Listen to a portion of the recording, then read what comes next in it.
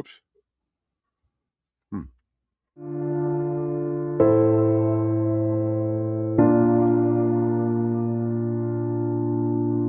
Hi there, friends and subscribers. Welcome back.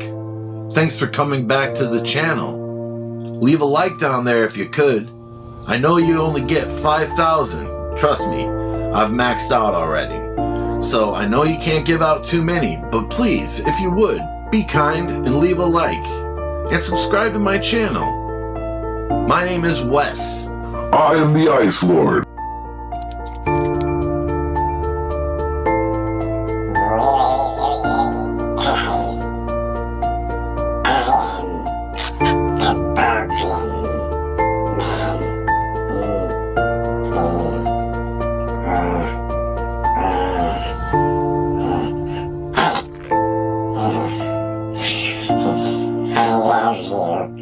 Wes is great. His voice sounds like John Goodman to me.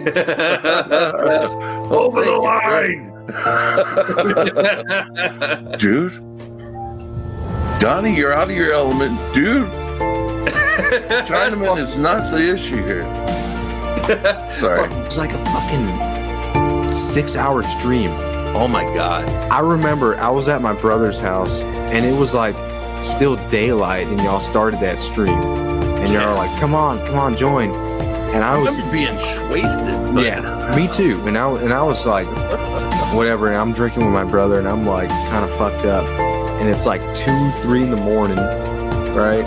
And I get home and y'all are still live. I'm like, shit. So I get on, I get my Guinness and I'm still drinking. And I'm like already pretty, hammered at that point. Japanese shit fetish porn. Thank you for coming by. I try to share the best with you guys on these 31 days. I think it was last year I tried to watch Goosebump Milk 2 on 31 days and pass it off as a horror film. But it doesn't horrify everybody. So Curly Girl called me on and said, no, you gotta do another one. Not a horror film. I was like, okay, that's fine. I spent like 5 hours on that video editing. Clam.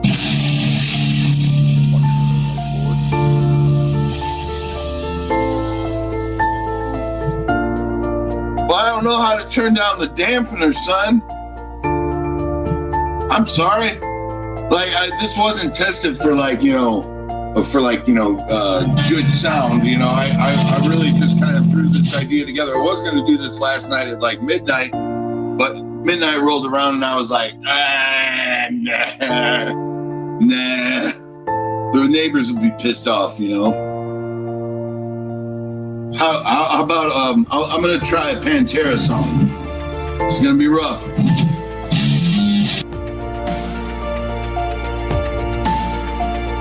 One was the hardest one to get till the end. Big Flamingos, Salo, or a Serbian film.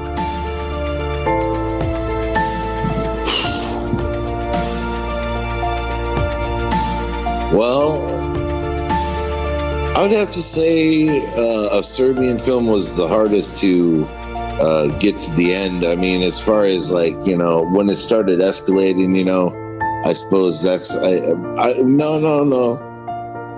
Salo probably, because it just took so long and it was so much. I have to say it was Salo that took the longest to get through. Human tongue, not really that tasty. It's very thick, man. Most tongues. Yeah, we're not getting enough of our own cells. I mean, apparently they like to feed cows. I'm going to be repeating a lot of words. From what I hear, it's just conduct. Friends should not let friends eat friends.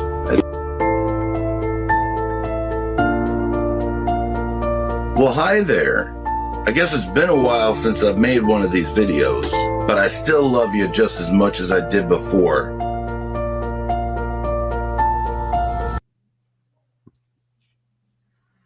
Hey, happy Friday, everybody. Hey, hey, Professor. Hi, Captain. Look, you snuck in.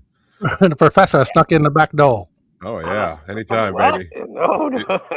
I'm Oh, a you don't got to sneaky sneak in. You got an open invite back there anytime you want, buddy.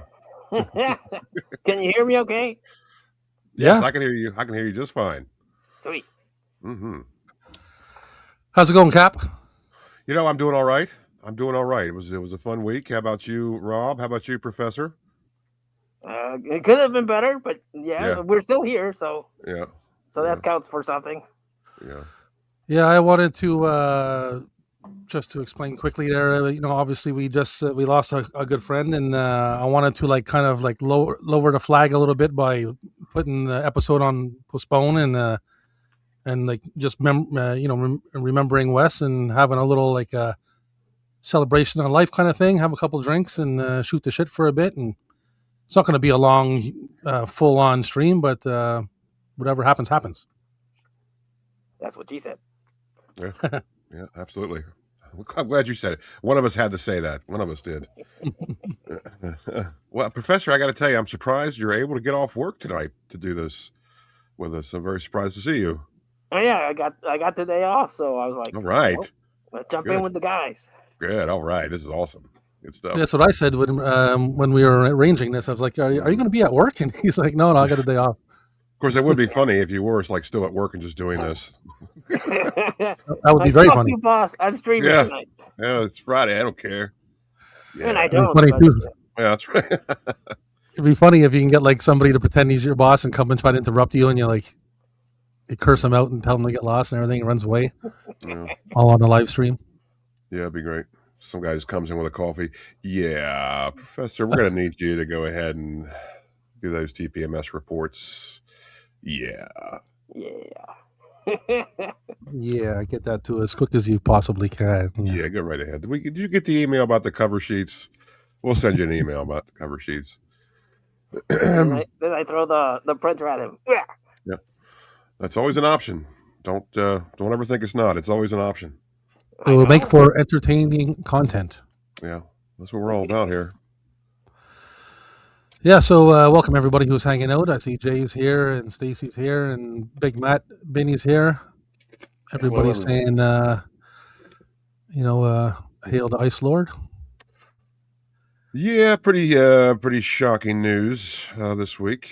I don't know if anybody remembers in the chat or whatever, but I used to follow up our show a little bit for a little bit of a run there, doing the Ninth Circle with Wes on Friday nights.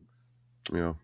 So we spent a lot of time together, and I was messaging him off and on Instagram, in the background through the past few while and stuff like that. But I didn't know if things got that rough or whatever. But here's to him. Yeah, here's to him. I don't have anything to toast with, guys. I can't drink with my regalia, so that's okay. I drank for you, Professor. Don't worry. Yeah, we drank for you. Don't worry. We'll drink plenty for you. I'll drink afterwards. Yeah, rest assured. Yeah. That's what I plan to do. The same thing. I'm going to probably have a little bit more alcohol than I usually have on a Friday night. So that's why we won't be hanging out here too long. We're just enough time to pay our respects. Yeah. And it just goes to show how short life is. I mean, before the news came out about Wes, Bruce Campbell said that he was diagnosed with some sort of cancer that he didn't specify. So, oh, don't tell me that. I didn't hear that. Really? Oh man. Bruce Campbell made a post that he had a treatable cancer but not curable. Right. Yeah. And but he was going to try to fight through it, and then the news with Wes, and I was like, Jesus Christ, two awesome guys. Yeah. And that's yeah, it hits fast.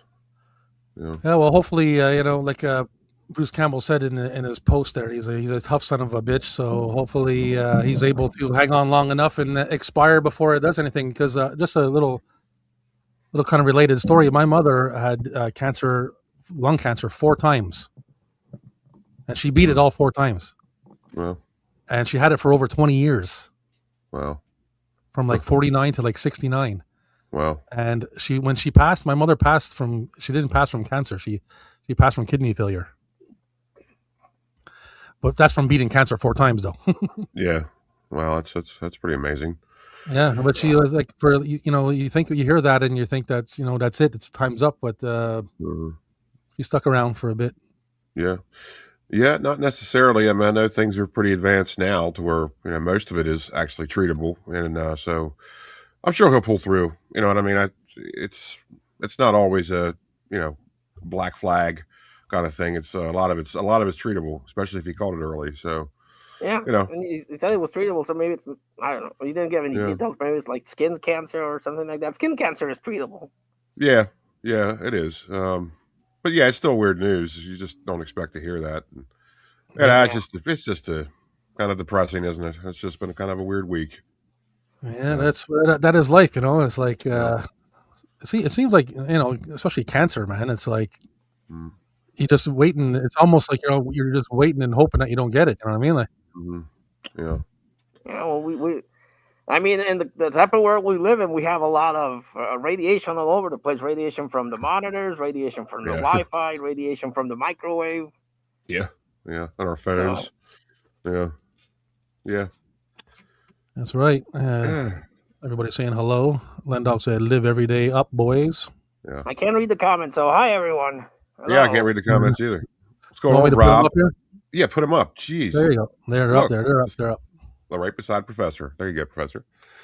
You guys are getting Now we can cozy. see them. Yeah. Yeah. Mine's backwards too. You got to point the other way for it to make sense here. Oh boy. So you're having a Keystone cap? No, Coors Light. Yeah. Coors I, Light. li- Coors Light. I live large. I watched your thrift video. That was a pretty nice Pantera shirt. Yeah, I was pretty surprised to find it. Rather modern, as you saw in the videos. Like it's Yeah. 2025 tour, so Yeah. I mean, to me, it's kind of, I don't know, really just hanging up. I hate these legacy bands, and It was because a I've nice seen a shirt, couple though. of them. That's a cool shirt, yeah. But I've seen a couple older bands that really just like, you guys really shouldn't be touring anymore. It's like this is like a legacy thing. I don't like legacy stuff because it's like you're not how you used to be. I'd prefer to remember you as you were than see you as you are now. You know what I mean? So Yeah. Well, here's a fun little fact for you. I've seen Pantera every time they came to Montreal, mhm. and when they came to Montreal with Zach Wild there, the reunion, the tour, legacy tour, whatever. Yeah. I was going to go, and then until I looked up the ticket prices. Yeah, that's another thing. That's another. I was not paying $300 to $600 to go see Pantera for the 10th That's time. how much I was going to guess, like 120, but it was 300. It was, Oh, yeah, my it was God. crazy expensive. Unless I wanted to Okay. be like, and even the high ones were no. No, that's preposterous. Yeah, man. Yeah. I said, forget that. I've seen them a bunch of times, and that's enough for me. Then Yeah. I guess I'm stopping now. I think it's just better to remember them as they were. I don't think you should ruin the fantasy, that you ruin your memories by seeing them now. It's just sometimes doesn't work. Yeah, you can always say you saw them when they were still good. Yeah, exactly. You saw them when it mattered, as some people Yeah, say. that's kind of how I feel about Metallica. Yeah. Oh.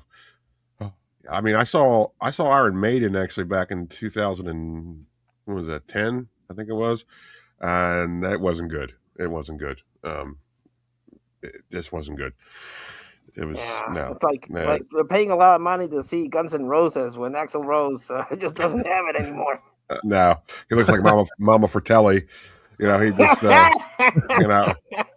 It's just stuff just doesn't work anymore. It's like you got to know when to really hang up the cleats. You know what I'm saying? Like, no one's going to blame you if you don't. You know, if you don't play anymore. Like, we understand. Like, you were huge back then. Now it's like, now it's not back then. Now it's different. Now you're kind of going to ruin that sort of memory with colliding it with reality. It's like, yeah, you don't have to do that. Just kind of set it out, man. Just, hang it up. It's okay. Yeah. You don't got to tour. Hey, child support's expensive, man. Actually, yeah, that's true too, right? But still, it's like, come on, dude, you're 76. You're still doing a Tokyo tour. Like, what are you doing? You know what I mean? Well, see, that's what I don't get, because there's a lot of like old actors and old rock stars that are like in their 70s and they're dating 20-year-olds and they have kids and they're like, well, oh shit, now I gotta maintain the 20-year-old and the kid. Yeah, I don't know how. I mean, I don't know how you would balance your energy to do all that stuff. I mean, at that age, I mean, I think about that and I just want to take a nap. Like I don't even want to do anything. You know what I mean? I mean, I don't know. I guess it depends on the band too, eh? Like Jay says he saw Metallica. Metallica still kicks ass, but if they're playing their old stuff, okay. But if they're playing, I don't want to hear any new Metallica because they can't write lyrics anymore, and unfortunately, it's not the same Metallica. But if they're playing their old stuff, all right. But I saw them in '92 on that they had that Diamond Stage tour or whatever. Yeah, that was you saw them on a Binge and Purge that tour. Yeah.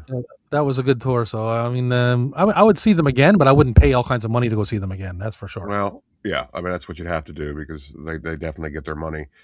And doesn't like Lars use a bunch of like drum tracks now and stuff like that? A lot of like electronic I wouldn't be surprised stuff. I heard that he's, I don't know. I know. If you go through all like the Metallica like home videos there, like all their documentary videos and all that stuff, you'll find a part where Lars, one of the reasons why they changed their style of music was because Lars was tired of playing such crazy drums. Okay. And he actually says that he wants to play more easier drums, more instead of playing crazy drums. He actually says that in one of his. I don't know where it is, but you got to go look for it. I've seen it. So I wouldn't be surprised at that. I saw Megadeth in 2014, and they sounded great. Yeah, but you know the thing about Metallica is that they're getting to be old men, and so they no longer have that anger they had when they were kids, and so they kind of lost their edge. I still like Metallica. I still dig sometimes new Metallica, but it doesn't compare to old Metallica. No. Well, from what I hear, like when they do play out, they usually just play like old stuff. Like I had a friend of mine went to go see him a couple years ago, and he said that they played all of Kill 'Em All and Master of Puppets. Like they played the albums in the entirety.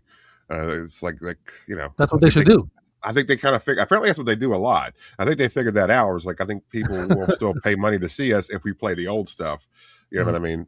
So that's what I've heard it is. Weirdly, they lost their anger at Saint Anger. Yeah.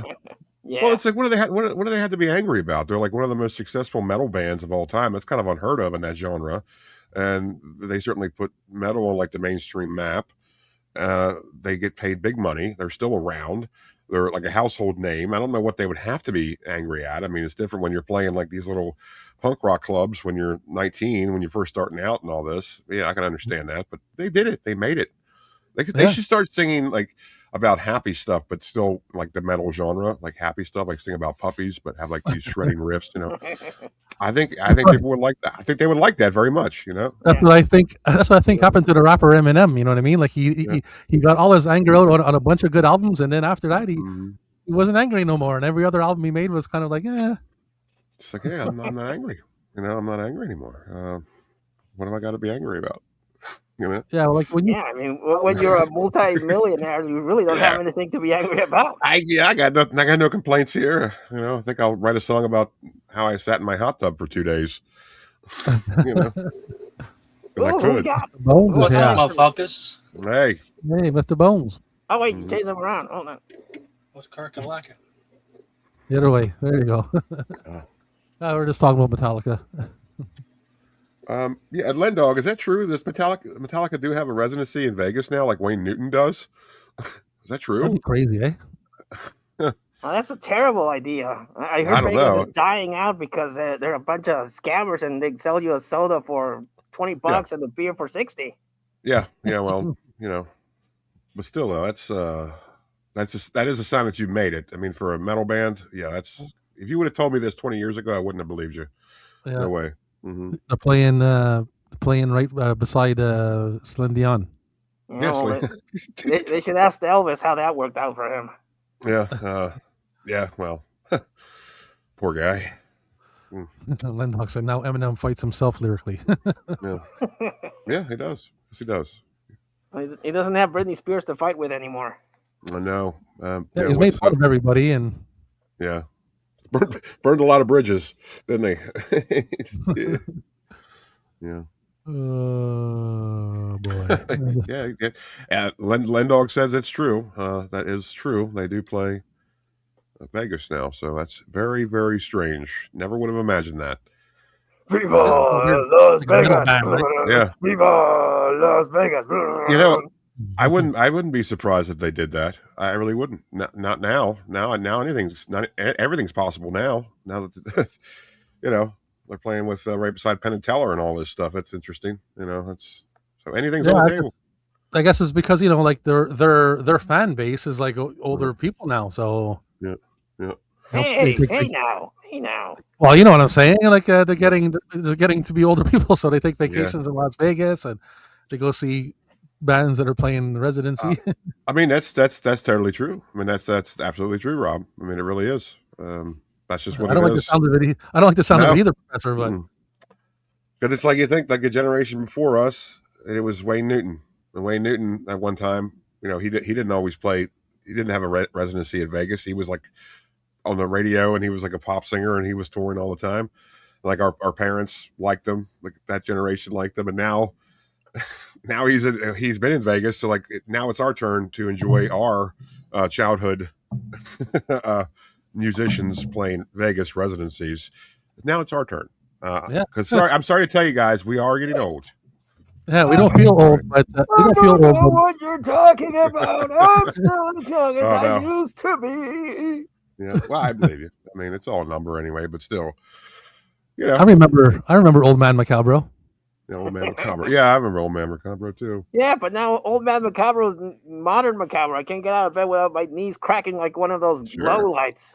Yeah, sure. Yeah, well, there's gonna come a point, Professor, where you're gonna stop. You're gonna change from doing Old Man Macabro videos to like doing young Macabro videos. Yeah, that's weird. Yeah, you reached the turning point. Now it's time to come back the other way. Yeah, he's on the top of the mountain. Yeah, man. Yeah, I guess.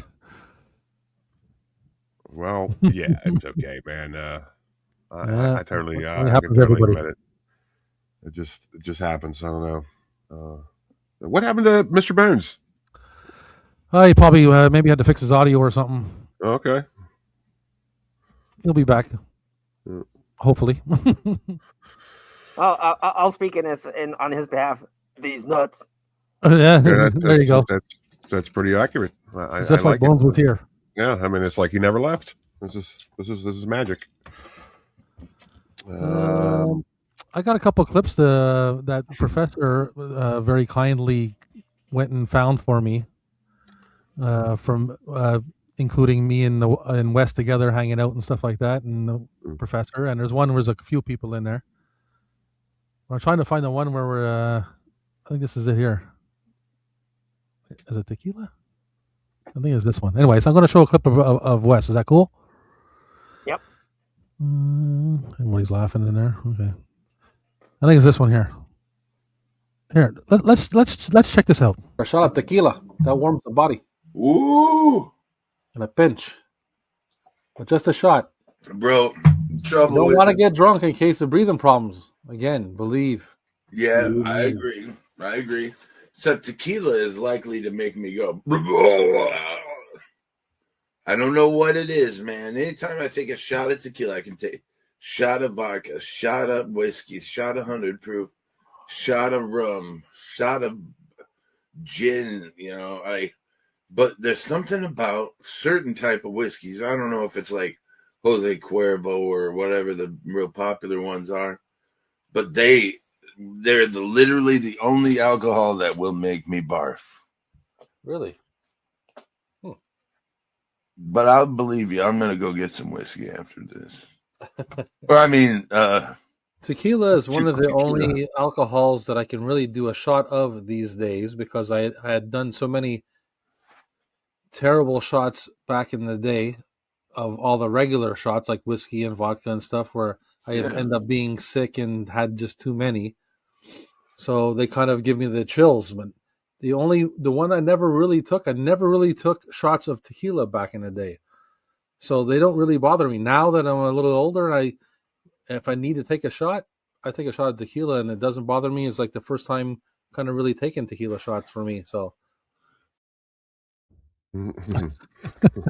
I was drunk in that video, just so you know.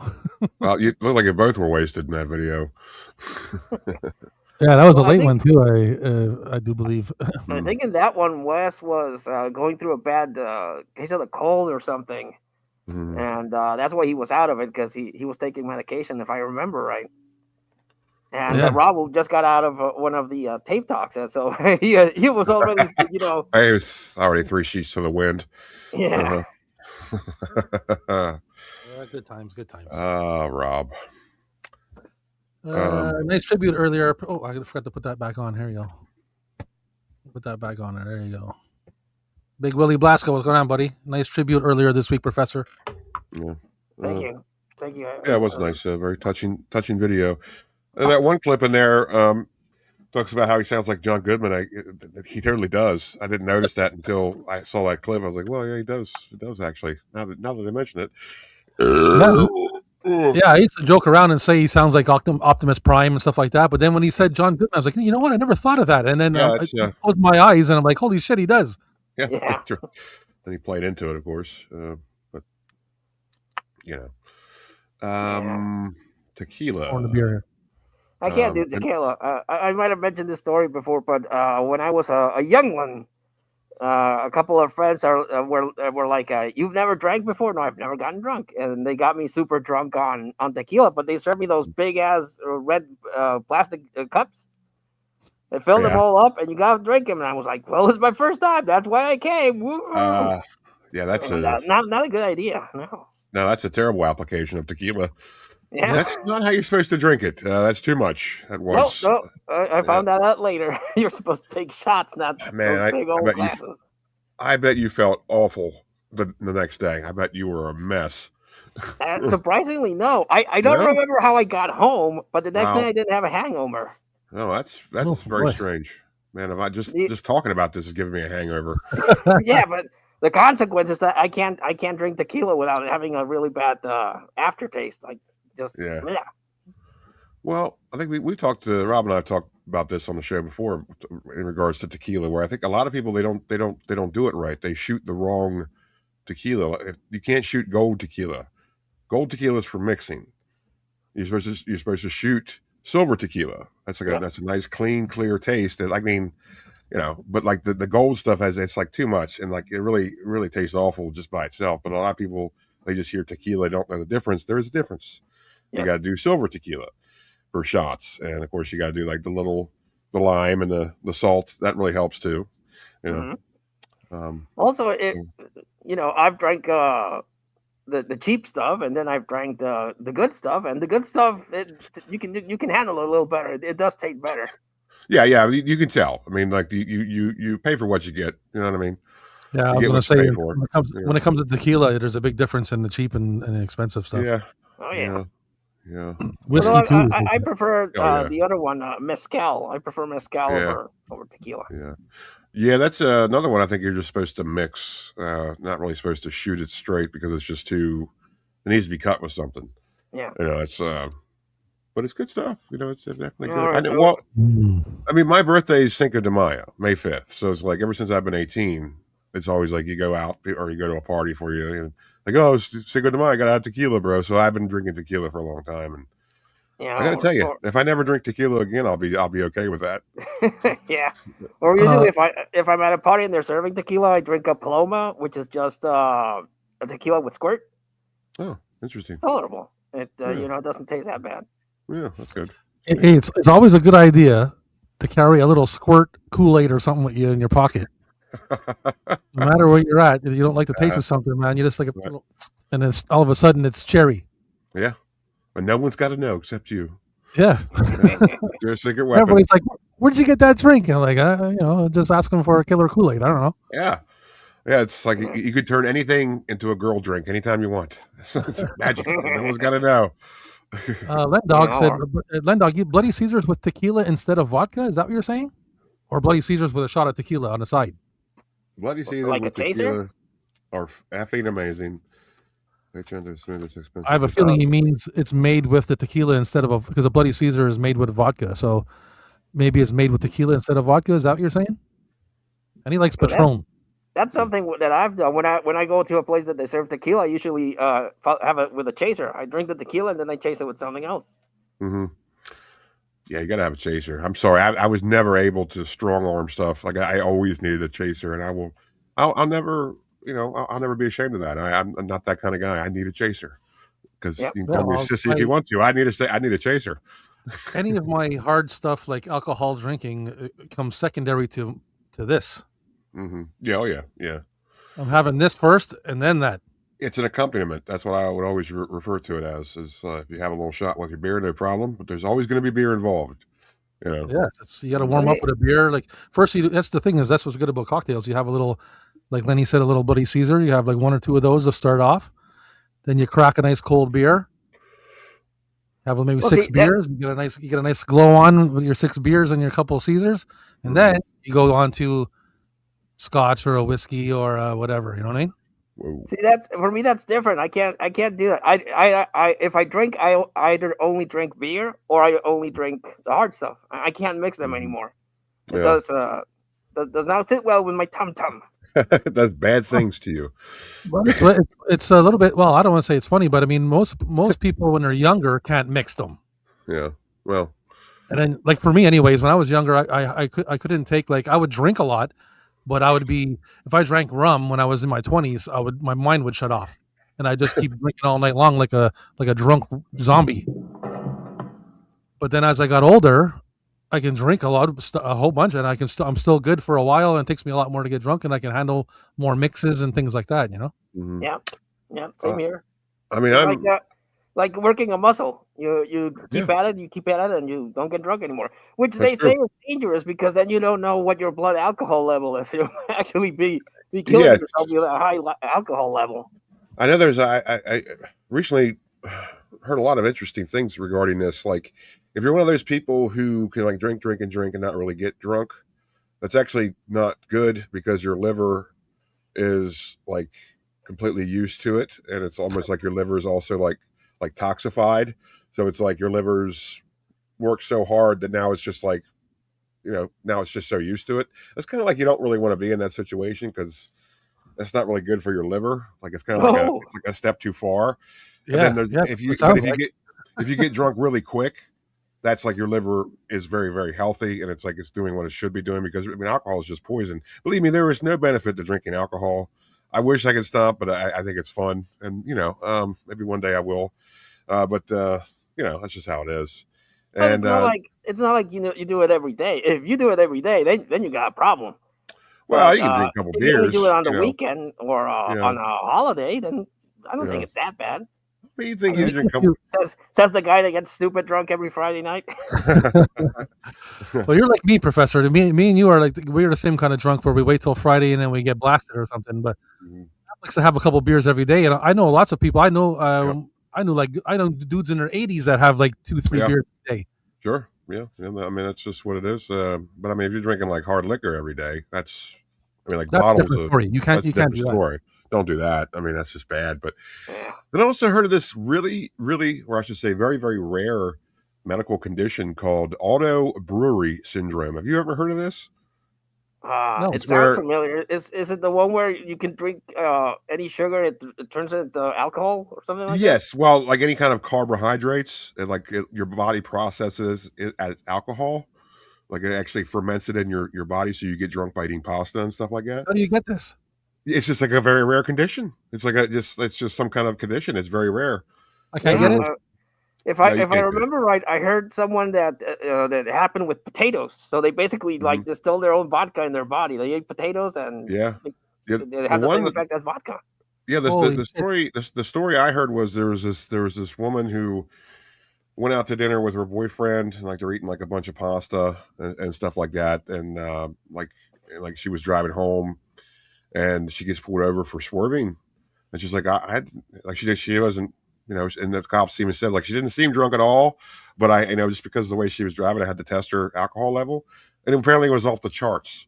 And she said, "I didn't drink anything tonight. I don't understand." And then it comes back later on after I do a blood test. Doctors say, "Hey, she's got this really rare disorder called auto brewery syndrome, where she converts sugars and carbs into alcohol."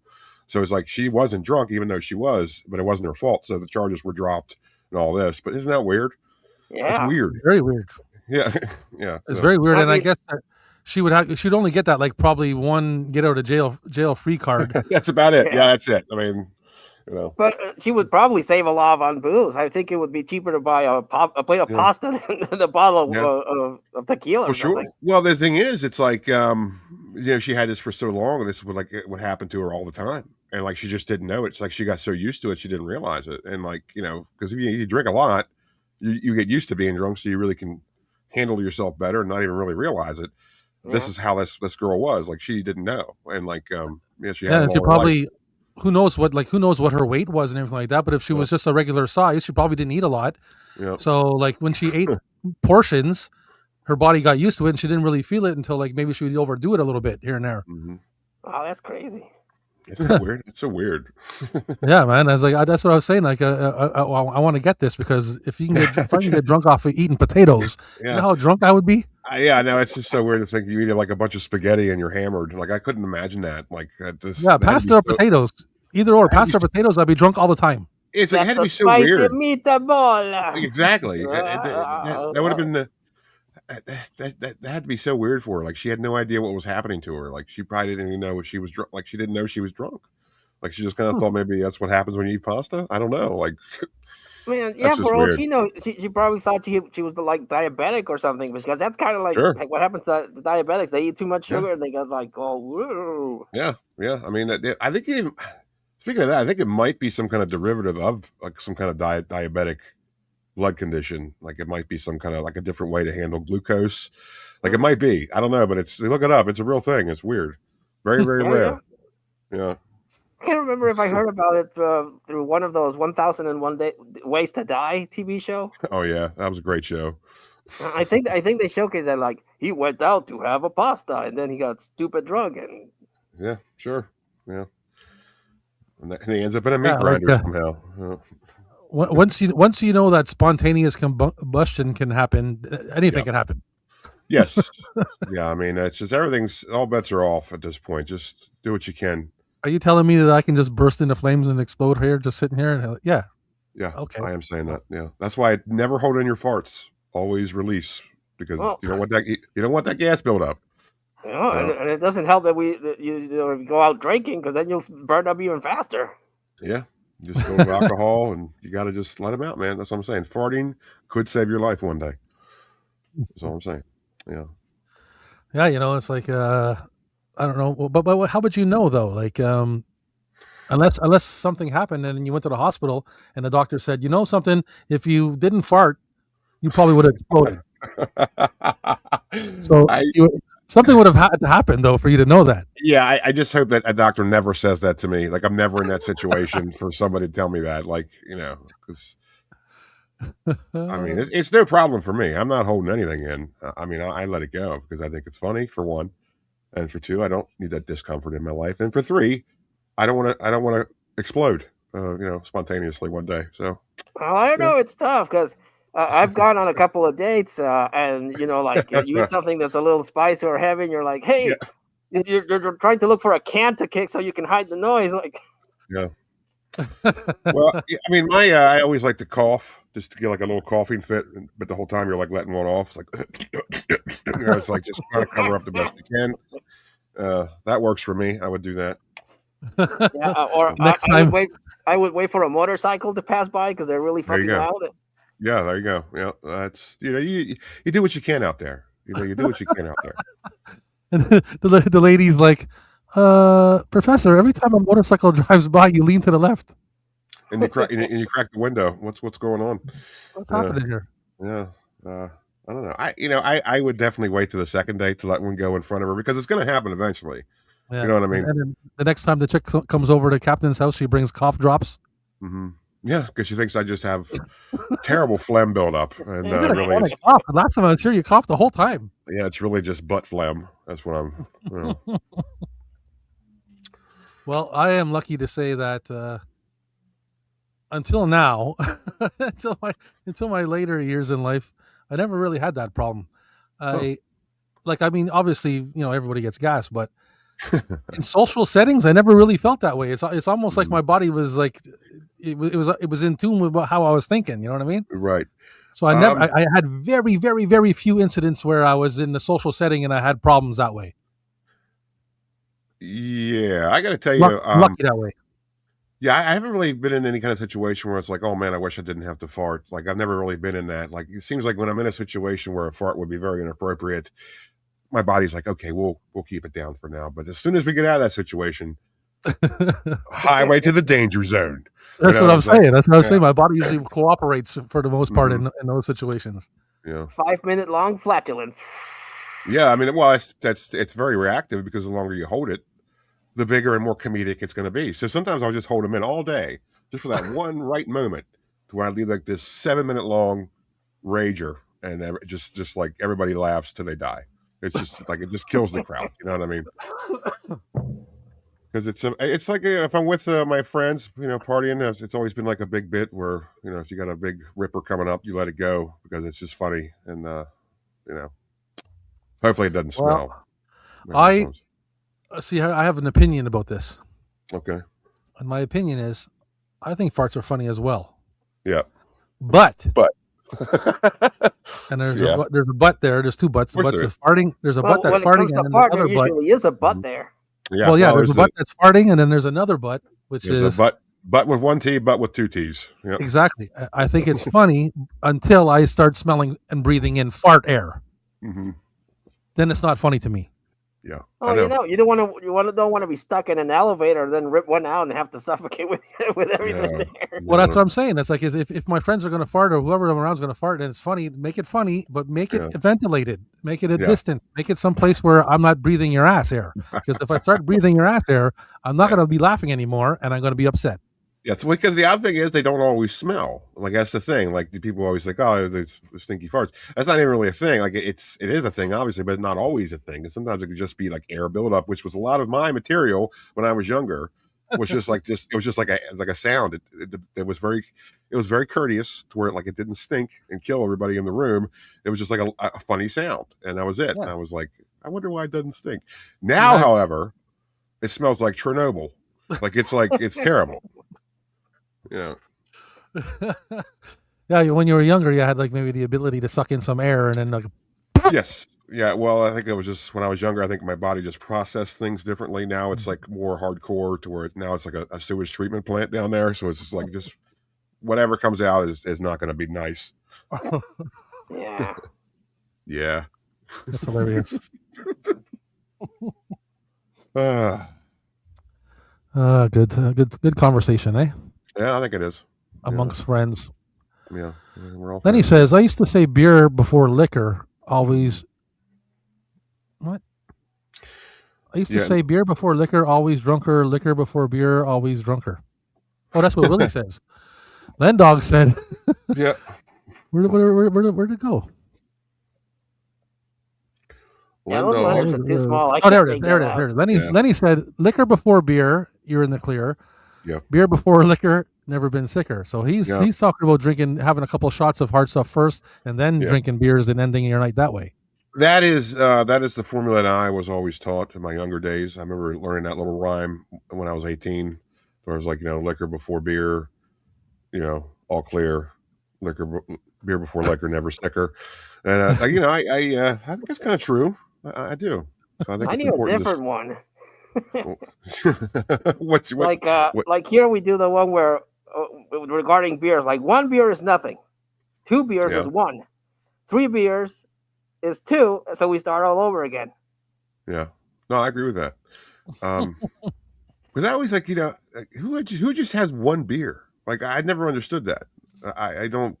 Yeah, I get insulted if someone offers me 1 beer. Yeah. It's like you always see this on TV shows and movies and stuff. Someone just oh, good, let's have a beer, and they just have 1 beer and that's it, and they just leave. I'm like, that doesn't make any sense. No. And it's weird because you don't view any other beverage that way. If you drink a soda, usually it's like you just drink 1 soda and you're like, ooh, I'm good. But for a beer, you're like, if I drink 1, I might as well have 8 more. It's just like it's almost like you gotta do that, and I don't understand how that. I mean, alcohol. If you're having 1 beer with your supper, that kind of makes a little more sense. If you're eating and you want to have 1 beer, okay. But if you're just having one beer, like you go over to see your buddy and you're having one beer, and I'll be like, what's wrong with you? It doesn't make any sense. I mean, every time I go over to a buddy's house, like it's usually a case of beer. Like it's got to be at least more than 12. Like it's just like That's what I'm not saying. just having one beer. Because one For leads me, to another, you're going to want one. So, Professor, I'm totally on board with your saying because one beer is nothing. Yeah. No. If there's less than 6 beers there, I'm not even going to drink. No, I'm not even coming. In fact, I'm going to unfriend you. Don't insult me. Not even drinking. I would usually bring my own case of beer because I knew that kind of shit would happen. Yeah, it does happen. Yeah, I remember. The one thing I never got is what's the point of non-alcoholic beer? We don't drink beer because of its delicious taste. No, there's somebody, I always ask the same question, and it's a valid question. And I did actually get an answer from someone who actually enjoyed it because it's from ex-alcoholics who just needed that thing, even though it has nothing in it. They just need that taste to sort of, and like they just need the taste, and that's it. And yeah, so it's almost like a nicotine gum. Yeah, that kind of makes sense to me, but I don't know. But do you also think it might be like a reflex memory? Yeah, like they're so used to drinking beer that even when they drink non-alcoholic beer, they get a slight buzz. Yeah, I think it is. Yeah, it's psychosemantic. I'm very sure of that. Yeah, it has to be. It almost has to be. The placebo effect. Yeah, I think it has to be something like that. Sure. Like my dad, he drinks non-alcoholic beer, and he used to have a couple of beers every now and then, but then he decided to stop drinking. Yeah. And every now and then, when he feels like having a beer, he has a couple of non-alcoholic beers with a bag of chips, and then he's good. Yeah. Oh, it's like a soda, Yeah. I guess that's what it's like. I guess that's what it is. That I ask because that tends to happen to me. I usually take a break from drinking 1 or 2 weeks.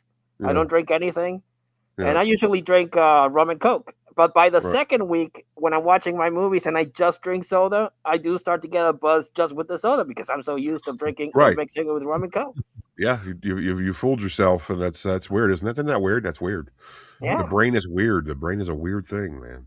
Because everything is the same. Everything's the same, and it's just that one ingredient that's missing. So your mind's like, what's going on? Pretty sure. Am I? No, yeah. Yeah. Well, that happens. That happens. It's like the old meme. It's like, oh, this candle smells like Fireball. It's like, yeah, it's called cinnamon, Melissa. Like you alcoholic, something like that. If cinnamon reminds you of Fireball, then you're drinking a little bit too much. Oh man, Fireball! That's something that I've never been sicker off. The Fireball. Oh, that's. I went to a stag. I went to a dude stag once, and they had like some guy had like a case of little mini Fireball shot, like in the bottles, mini bottles. Yeah. Oh my god! Yeah. There was thousands of them. Yeah, that night I got so drunk. I was sitting back at that. We went out. All kinds of stuff happened. We ended back at the place we started, and my girlfriend called me. I'm sitting on the bed on the couch at this place, and I know where I am, but I don't remember the name of the street. Great. So my girlfriend's asked me, "Where are you?" And I'm like, "I don't know." I'm like telling her I don't know where I am. She's like losing her mind, thinking I don't know where I'm at and shit. Well, it's so hilarious. There's a McDonald's in the corner, and there's a gas station. That's where I'm at. Come pick me up. I'm on this road that is road, and there's cars. There's a stoplight. Look for the stoplight. There's lights there. Just find me. Click. Yeah, you don't want to hear that. Fireball works medically for a chest cold. No kidding. Yeah, medicinally, I believe it because cinnamon is a very it's a very effervescent kind of thing. Yeah, it certainly does. I remember when it first. I guess it was when it first came out or something. It was back in like 2012, 13 or something like that, or at least it was a different kind or something like that. But whatever bar me and my buddies would always frequent, they had like a promotion special thing. So they always had like a bunch of these free shots. And of course we knew everybody that worked there. So it was like, we got like free booze all the time. Anyway, so they had all this like just stockpile surplus of Fireball because of this promotion. So we drank all that. So ever since then, man, I can't even think about it without getting sick. Oh, that stuff was so gross. Ugh. I would be able to like as I got a little bit older, I stopped doing shots and stuff like that. Right. Right. So if somebody would press me enough, I would do a shot of Fireball and I'd be okay with it. Ugh. But ever since that night, that is off the list. Yeah, I can't do that like that hard stuff anymore, man. Like I used to be able to do shots like no problem when I was younger. But now I think it was like 2 years ago. Went to a Halloween party with at my buddy's house, and he was like kind of a whiskey drinker, and he was like, "Hey, you want to do a shot of what was it, Maker's Mark?" That was his drink, and I was like, "Yeah, sure." Figured, hey, I'm an old pro, no problem. I got my beer here, I got my chaser, no problem. We did the shot, and I thought I was going to vomit. I said, I really did. I got like the watery mouth. I thought to myself, I can't believe I'm going to puke. I can't puke. Like that's such like a sissy move. Like what am I? I'm like I'm 46 years old. It's like what am I doing? What am I 18? Like this is ridiculous. I couldn't believe it. Like such a rookie move. And like I even told him that afterwards. Like yeah, dude. Just want to let you know, I almost puked. And so he laughed. He said, "Yeah." That's making me laugh right now because I've been in that situation so many times. Well, the guy says to me, he's like, "Yeah, actually, I wanted to tell you, I almost did too." So that's when we decided to maybe not do it anymore. Do you think it's maybe because when we were all younger and we drank this stuff, it was more pure, and now they adulterate too much, so it's not as pure. It's more chemical. I don't know. That's hard to say if it's them or if it's us. It's weird to say. That's a good point. That'd be kind of hard to say. I want to think it's mainly us just not being able to process it as well as we used to because we're not as young as we used to be. I mean, think of how invincible you used to feel, right? Like you used to be able to do anything, and now it's just like you just can't do that stuff anymore. And there's no reason to. Like it's okay. We had our fun, right? Like I think it's good. I think it's a self-defense mechanism to where it's like you don't want to get in a situation where that's what you do all the time is just drink. Because now it's like I'm totally turned off by hard liquor because of that fact. It's like I don't want to puke. I hate puking. Puking is very unpleasant. It's very, especially in public, especially at a party. You know what I mean? There goes your reputation. The last time I went out drinking and putting back beers, and I went to a bar and I had some shots and talking to a dude that I know and everything like that. Mm-hmm. I came back. I went to bed. I woke up and I puked so bad that for like 2 days later, the muscles in my neck and my nerves were sore. Yeah, I mean, I pulled like abdominal muscles, straining, and like groin muscles from puking because it's like you're just retching so hard. It's not good. It's not a good thing. You don't want to do it. Yeah. In all my life, while drinking, I've only puked once. And that's on me. That's on me. I think I shared that story here that we started eating a lot of spicy chips, and I started drinking White Russians. Oh, and I was drinking beer. Oh, no! And then I drank spicy tamarind martinis, and the whole combination is just like nope. I need to refreshen up in your bathroom, please. One moment. Yeah. Yes. But everyone knew what I went to do because it came out really badly. Yeah, because they Are probably you telling me that you never threw up? You don't threw up once when you're drinking. You never threw up from like the next day from being too whacked. Nope. Holy smokes! Good for you. Another fun fact: never have I ever gotten a brain freeze from eating a lot of ice cream. Okay, you're not human then. You're not human. Earlier today, I drank a water that was like too cold, and I got brain freeze. Like it was. I've got brain freeze and chest freeze many times. Yeah. The only two times I've legitimately had a hangover is when I got drunk out of wine. Terrible idea. Never get drunk out of wine. Oh yeah, God awful. Yeah. And when I drank a case, I love getting drunk out of wine. Go ahead. Keep going. Oh no! The second time was when I got drunk out of a case of Bud Light because it was on sale. It was during the whole boycott thing with had to get rid of it. Rock, I think it was. Yeah, it was like they were practically giving it away. I was like, well, I need to get drunk somehow. Yeah, terrible idea. Worst beer I've ever tasted, and I only finished that thing because I had nothing else to drink, and the next day I got a hangover. So yeah. I mean, terrible stuff. It's usually like the more additives are in it, the less pure the alcohol is, the worse your hangover is going to be. See, I grew up, unfortunately, in the neighborhood I grew up, everybody drank Budweiser. Yeah. So I got drunk always on Budweiser and always had a hangover and always puked. And then I eventually got tired and a little bit savvy. And I'm like, I don't want to do this anymore. Yeah. And I found out that there's beer that's a lot better for you. Yes. It's just cleaner. It's cleaner. Yeah. Yeah. added less additives and preservatives, and then once I got Less onto that, additives. I started drinking cleaner beer, and then from that point on, I the next day maybe I feel a little tired, maybe a slight kind of head thing. Taking aspirin, I'm fine, but no Yeah. more vomiting and like not being able to function and all that shit like before. Yeah, that headache, I just can't take that headache anymore. I just no. I try to avoid those hangovers as much as possible. And it doesn't take much anymore, man. I really surprise myself sometimes. I'm like, I can't believe I'm hungover. Like what? I had like 2 beers last night. Like what? I don't. Well, see, the thing for me is I grew up since I'm young. I got migraines, migraine headaches, and they were a lot when I was younger. Then they kind of went away throughout my teenage and young adult life, and even now I get them sometimes. But when I get a headache, I get migraine headaches. That so sucks. and I like to puff, right? So when you're drinking and you're puffing, a lot of times that leads to a headache. And man, I've woken up with some migraines, man, where I have to take like 2 Tylenol and 2 Advil at the same time. Well, that's good for your liver. Just to try to break it, man. Yeah, no, I don't know if it has anything to do with it. I think I also mentioned this before, but after I drink a lot, before I go to sleep, I always drink 1 glass of water, brush my teeth, and then I go to sleep. And I've never had a hangover. Well, you stay hydrated. That's the trick. That's a wise move. A lot of people that's neglect another to thing. do that. Yeah, that's another thing I got onto as I got older. I started having a glass of water in between a few beers. Yeah. Mm-hmm. Yeah. That's what you do. It's a good move. When I think about it, I do that. I remember when I used to go out to bars all the time when I was younger. That was what I did. I had like a couple beers, have a glass of water, a couple beers, glass of water. Hey, water's free, man. Water's free at the bar. No problem. That's right.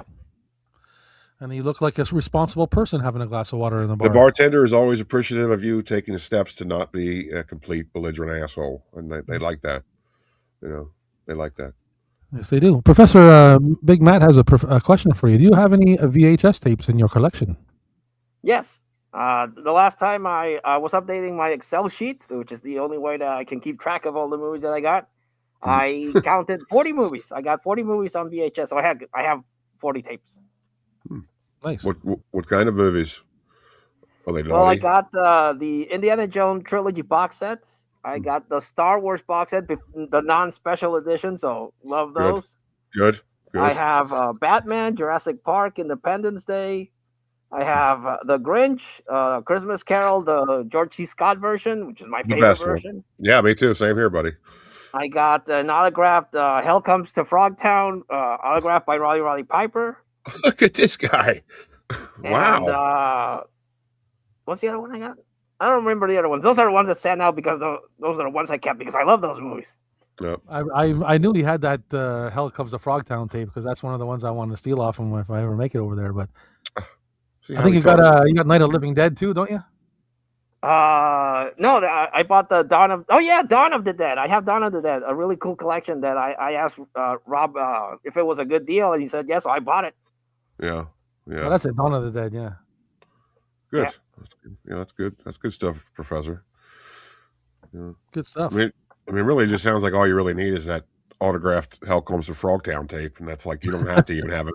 That's all you have. Like if that's all you had, you don't even have to have a collection. You're completely validated. Like that's it. He's got it. How many DVDs and Blu-rays, or I don't know if you collect Blu-rays, but how many other movies of physical media do you have, Professor? Oh, I don't separate those like that. VHS I do, but I mix DVD and Blu-ray because a lot of the Blu-rays have DVDs in them. Yeah, that's cool. So I count them as the same thing. I don't separate them that way. Yeah. Altogether, how much? Well, the way that I count DVDs and Blu-rays, I think I have 7,500. I posted the picture on Instagram, so. But I've been collecting since the 90s when DVDs started. I bought a DVD player. It still works, a Sony DVD player at a Costco, and I bought it because it was multi-region. So I was like, oh, this is cool, and I started buying movies, and then I just kept buying movies. Yeah, sure did. Sounds like it. Wow, dude. Yeah, and then at the flea markets, I used to be able to get them cheap. Like I would get them for a quarter, 50 cents. So I was like, fuck it, give it to me. Yeah, nowadays, man, there's the thrift stores around here are selling DVDs for like $3. Yeah, that shouldn't be. Another one I usually go to is either $1 or $2. Like that's actually, I don't know, that's not bad compared to like their other prices. So I guess they haven't caught on yet. I'm still waiting for them to be like, oh, they're $5 a piece now. Like, what are you guys? I wouldn't surprise me if they did that.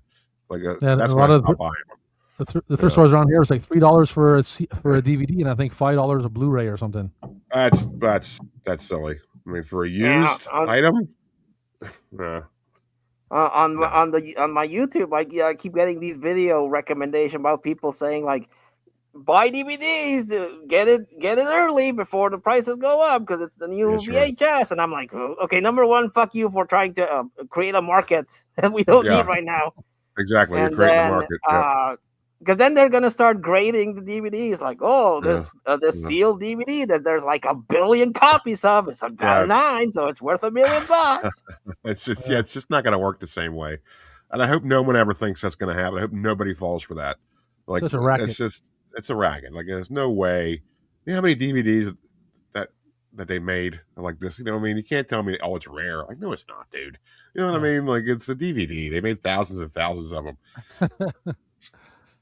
There are a couple like more sought after DVDs, but you're talking about certain titles and things like that. You're not just talking. Yeah, about but it's like, DVD. and also as well, it's like they're also very plentiful. So it's like, yeah, you get like a Criterion collection of Dawn of the Dead or something like that on DVD. It's like, yeah, it's cool, and it's probably a little bit pricey new because it's got a lot of special stuff on it. But also, they made millions of them, and they still make them. Like they can just print them off one by like they don't have to. It's not like a rare thing. But with VHS tapes, it's like it's basically at this time whatever survived. That's back then, you know. Yeah, that's what makes it more VHS more sort of exciting as far as that goes. But like DVD, there's no real danger of things being like rare. That's what makes DVD collecting fun. Is like you can really just go out and get anything, look up anything you want and get it for rather cheap. You know what I mean? Yeah, there's only 2 examples that I know of DVDs that are worth like a lot of money. One is Swamp Thing, because the first release of Swamp Thing was rated G. Yeah. But it had nudity on it, so the people were like, ah! So they had to recall and destroy those tapes and then release the proper one. But that original DVD is worth some money because it's rare. That's cool. Collector's edition now. Yeah, that's cool. So that's understandable. You know, I can understand that. Sure. You know, but anything else, like, yeah, come on, dude, really? You're gonna try to tell me that, oh, my Lord of the Rings special edition box set, like, oh, it's worth hundreds of dollars. Like, no, I think you bought it. Yeah, I think you bought it at hundreds of dollars. Doesn't mean it's worth that much, you know. Just because you're a sucker doesn't mean the rest of the world is. You know what I mean? It's like they made millions of these. Like once I could go to the flea market and buy a whole series on DVD, like I don't know, like Buffy the Vampire Slayer or Star Trek. Yeah. And I would get the whole thing for $20. The last flea market I went to, they wanted $50 for each season, and I'm like, "Fuck you, sir. Good luck with that." Holy smokes, buddy! I have all kinds of. I have Buffy the Vampire Slayer. I have a whole bunch of seasons at my flea market shop, and I sell them $10 a season. Yeah. The what's cool about the thrift store though, the one I frequent is they do. Of course, with their DVDs, they get in there so random, but it's just like they will also get like seasons of shows. They still sell them for the whole season for like $2. Like it's just a DVD to them. Doesn't matter. So it's like you can get like. But that's the thrift. That's the part of thrifting, though. That's a thrift part of thrifting. You know what I mean? Yeah, but they will. I'm sure they will catch on to this, and they will change that. Like, oh, if you get any box sets in, definitely put $10 on them, so we never sell them. You know what I mean? So, so we hang on to them forever.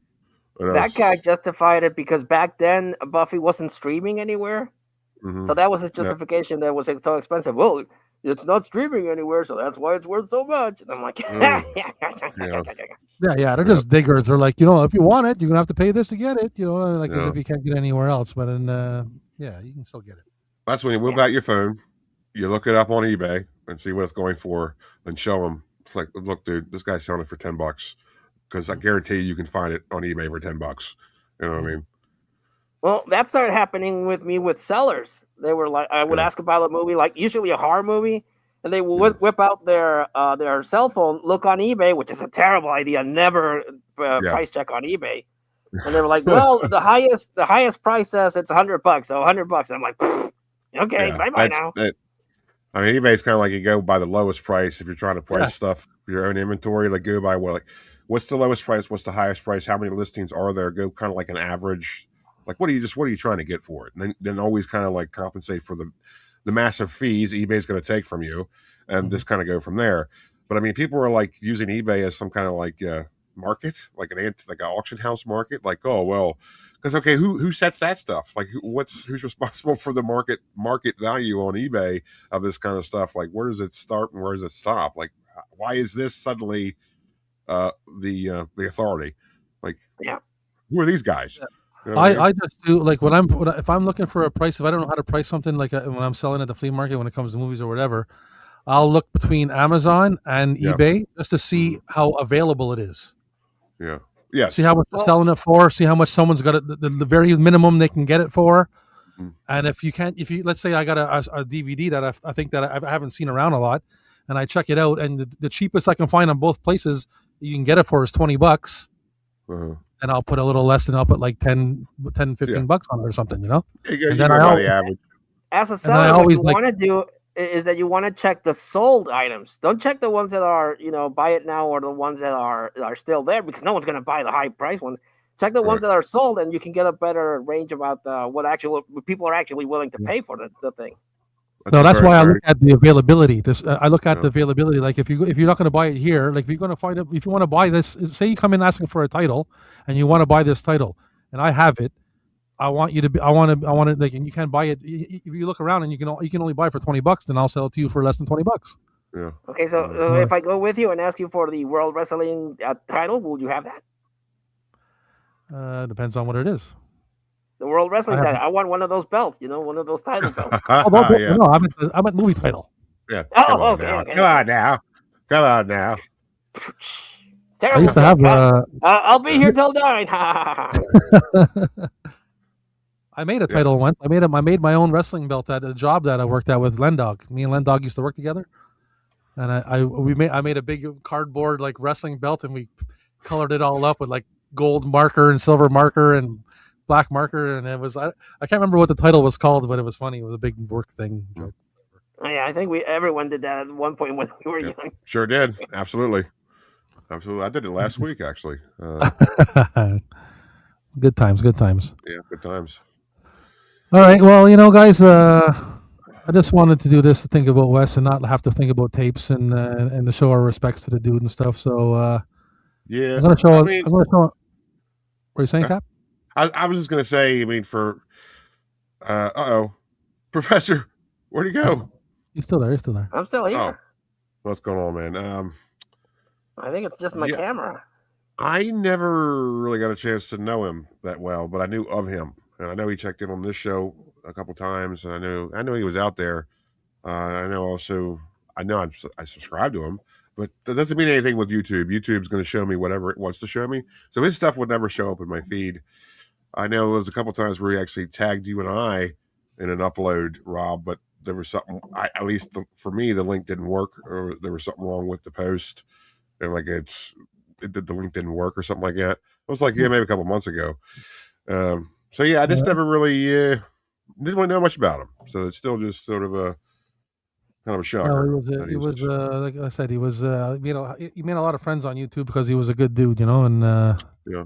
I think the professor got some technical difficulties. So while Professor's gone, I'm going to show just a couple more videos, and then we'll wrap her up. So then, well, I'm going to go ahead and check off here because I got to go wee then. So it was a nice stream. Nice of you to do this, Rob. And Professor, if you're still watching, thanks for joining us. Good talking to you, buddy. And you have a good week. And Rob, have a good week as well. Thank you for having me tonight. Thanks, Captain. I appreciate you hanging out, buddy, and doing this with me. And we'll be back next week. That's right. Doing robot tapes next week? Robot tapes, baby. All right, baby. See you then. We'll see you. See you. Bye. Bye. All right. Well, since Professor is dealing with some technical difficulties at the moment, I'm going to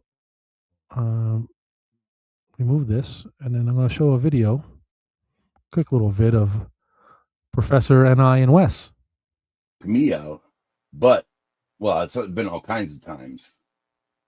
The Mighty Ice Lord. I love that video that the Professor did. That's fucking awesome, man.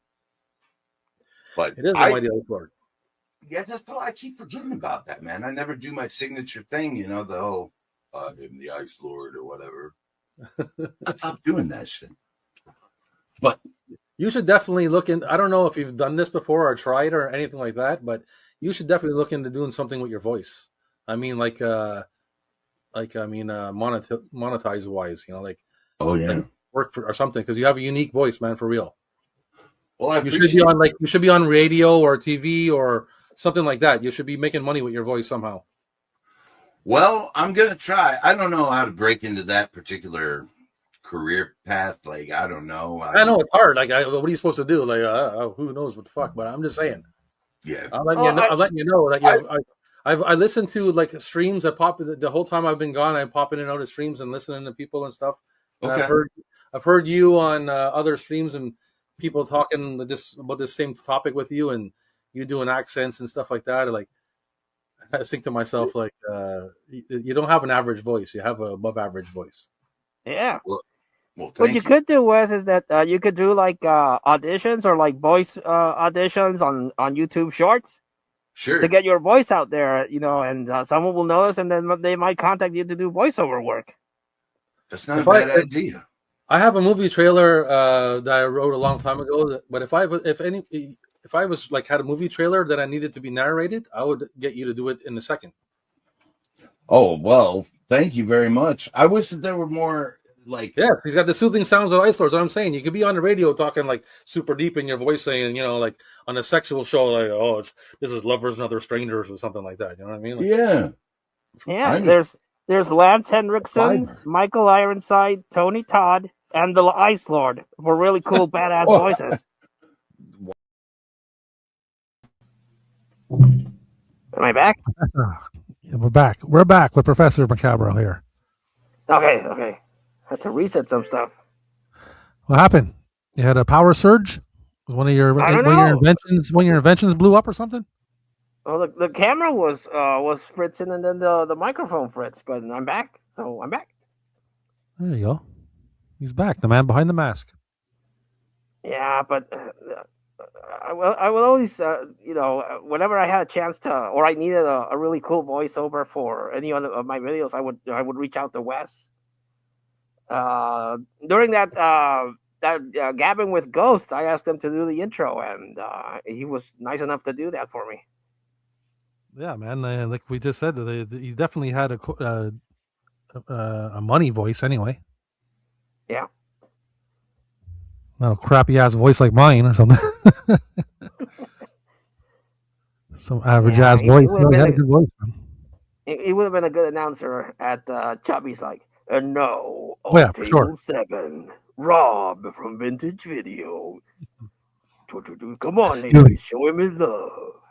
You would have been like, ladies and gentlemen, welcome to the stage, the lovely and talented Echo. Echo Zero. And Echo comes out, and Echo does a show of 3. Echo does a set of three songs. Echo doesn't just give you the goods all in one song. He does a set of 3 songs. He does 2 rock songs, and then he does a slow song on the end. So Echo will come out, and he'll do the first song, and he'll take off just a little bit, show you just a little bit of the goods. On the second song, he'll come back out. He'll do another rock song again. He'll show you a little bit more of the goods. And then on the third song, he'll come out with a throw blanket, like a furry throw blanket or something.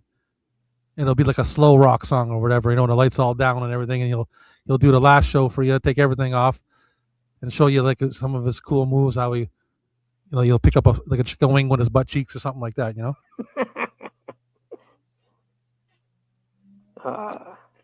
If Echo was here, he can either confirm or deny, but he's not here, so. Yeah. But yeah. Again, I apologize to everyone in the chat because I can't make out one word about the little chat because I got StreamYard open, so the comment section is like beady. Well, I'll read you what since Matt asked you about your tapes in your collection, he said that's awesome, and then Ginger Ninja said peace out, y'all, be safe, be kind, rewind, see you later, Jay. Hope you're still around though. And then Matt said good tribute to Wes, the Ice Lord. And that's he had a really cool collection.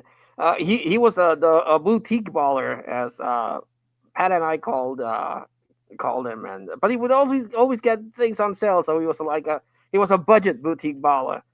He would always pick up his awesome stuff on the cheap, but on the cheap for him, and I wouldn't be able to pay what he would pay. But his collection was really cool. I was really envious of his really collection because he got some really obscure, cool titles on his collection.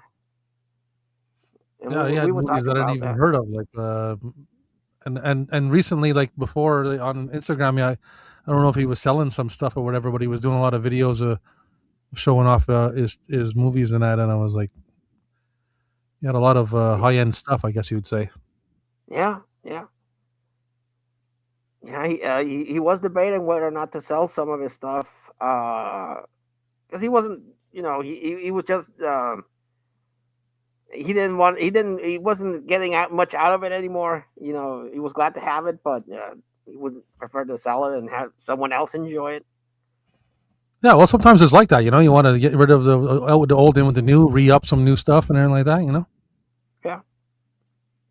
Yeah, but one of the things I really enjoyed about Wes was his haul videos, because he would get, all the boutique titles that he got, but he would also do horror box.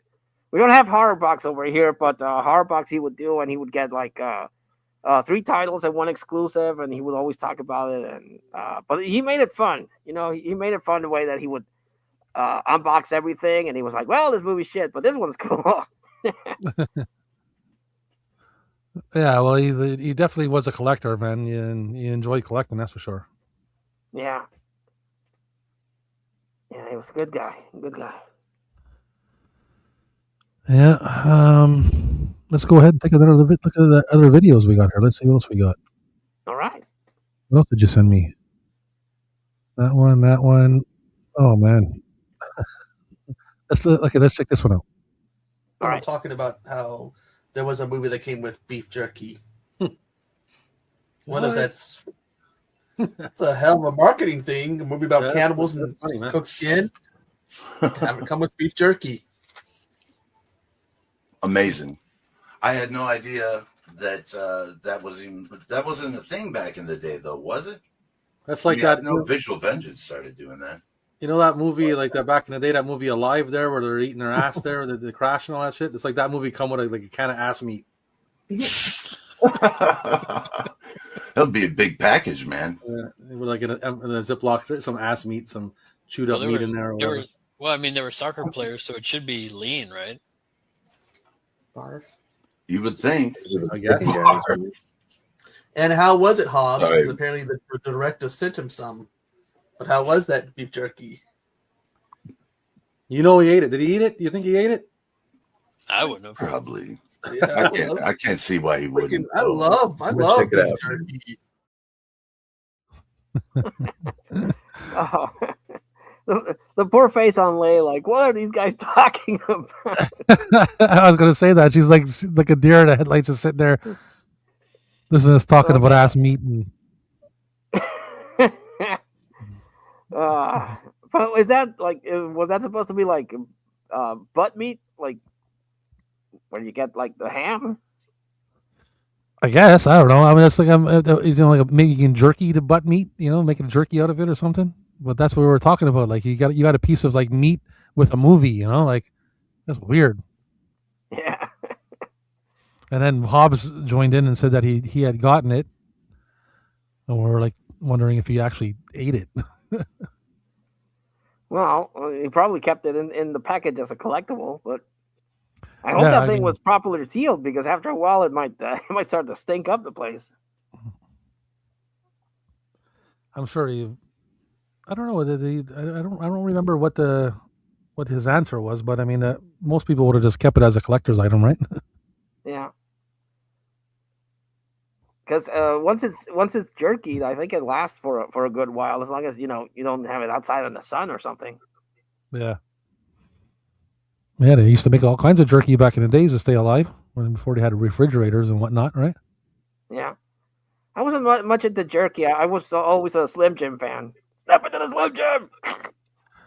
I love all those things, but those things are loaded with nitrates and sodium and salts and holy smokes, man. Well, now they are. Back in the day, and I like I was talking about the booze. Back in the day, it was a little bit healthier. Nowadays, I don't trust half the food that I eat. Oh yeah, well yes. Nowadays compared to the old days, for sure, whatever was sketchy in the old days is what can be considered healthy now. Yeah. Yeah, unreal. Yeah, but I don't think it was edible. I think it was more a gimmick item. Echo says, "Oh, Echo, you're there. Why don't you come up and say hi before we sign off here?" I like the pressure, Echo. What did you think about my story? What did you think about my story of you performing at Chubby's? He's a cool cucumber, that Echo, eh? You know, I was like, I'm trying to provoke him and everything. He acts like he didn't even hear the story. I know he's listening in the background. He's like Joe Henry. Say his name and he appears. Yeah. I believe in Echo. Yeah, so. Oh, he's under the weather. Been in bed all day. Oh, shit. That sucks, buddy. Hope you feel better. I hope you feel better, Echo. What you got? You got the Singaya? What you got, man? You got some kind of like is it Singaya? Is that the one from Basket Case or no? What is it? I don't remember. Basket Case? Not Basket Case. What is the movie I'm thinking? Basket Case is the one with Belial. What's the one where they get the crazy monkey at the beginning? I don't think it's Basket Case. Oh, shit. Anyway. No, I don't think it was Basket Case. I don't know why I thought Basket Case. I don't think it's Basket Case, but movie where they go to like some island or whatever, and they trap some kind of crazy monkey who's got a disease or some shit. And they bring it back to the States. Oh, the one with Captain Hook. What's his face? For some reason, I'm thinking of Singaya. No, it's not. It's not. It's an '80s cheesy movie. Like it's not the one with Dustin Hoffman there, Pathogen, that's the one. Yeah. Or anything kind of thing like that. It's Brain Dead. That's it. Dead Alive? Dead Alive? The Sumatran rat monkey. That's what I'm talking about. The rat monkey. Yes. There we go. That's what I was thinking, boys. Outbreak. Yeah, Outbreak is the one. Pathogen. Yeah, that's the one. That's the one with Hook. Yeah. Oh my God, that makes me think of something. You remember that movie with Mark Wahlberg, where the wind was the bad guy? Oh, The Happening. What a terrible movie that is. Yeah, but it's a bad movie that makes you laugh. Like when he goes to the plant, he's like, "We're just here, we're just passing by. Calm down." And then he realizes it's a plastic plant. He's like, "I'm talking to the fucking plastic bag." There's a lot of funny parts of that movie. One of the parts is like when he's standing. I can't remember what the context is, but he's standing like near a wheat field or something. Yeah. And then you see the wind coming. Like the wheat is like showing you that the wind is coming. So and then they start running from the wind. Yeah. They start running from the wind. And it started pretty cool. Like all these people are unaliving themselves, and we don't know why. It's like, oh shit, what's going on? And then you're like, oh, it's plants in the wind. Oh, okay, what a twist. I heard of like running like the wind, but running from the wind. Yeah. Oh man, that movie. I remember watching that movie. I was in shock of the choices that were made in that movie. Yeah, I recently I made a video about it. I recently watched Killer Kites because as I was going through a lot of footage for Wes, and I mentioned that on the video, there's this guy that looks exactly like Wes. Like it's creepy how much this guy looks like Wes.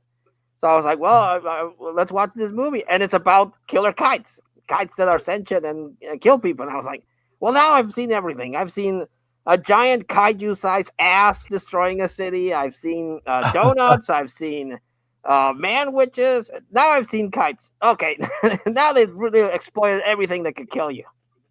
Except and what movies. about that other one there, Rubber? Oh yeah, Killer Tires. Yeah. Oh, I was gonna say boobies, but there's actually a movie called Killer Rack about this chick that gets a boob transplant, and the boobs are evil, and they go around killing people. That's And that's then there's pretty another one called an old one from the 70s called Lethal Weapons, I think, is about this chick with big boobies that smother guys to death. That's good too. I have to look that one up. Lethal Weapons. Yeah. That's actually one of the DVDs that I've been because it was released by Something Strange Video. Okay. And I think they don't exist anymore, but I haven't been able to come across that particular DVD. Killer Tongue. There's another movie I watched that's kind of like that. What's that one? Is it Hook? Or something with it's like a killer fishing hook. I don't think I've seen that one. Yeah, it's on Tubi. I think it's called Hook. Let me just look it up fast here. Because I know the Peter Pan hook with Robin Williams. Or is it Hooked? It might be Hooked, ED. No. Wait. No, that's not it either. That's what I like about Google. Say, what's the movie with the killer fishing hook? Blood Hook. That's it. Oh, okay. Blood Hook. That was on. That's on Tubi. I watched that one. Killer Sofa. Oh yeah. There's a killer bed, the bed that kills, or the bed that eats, something like that.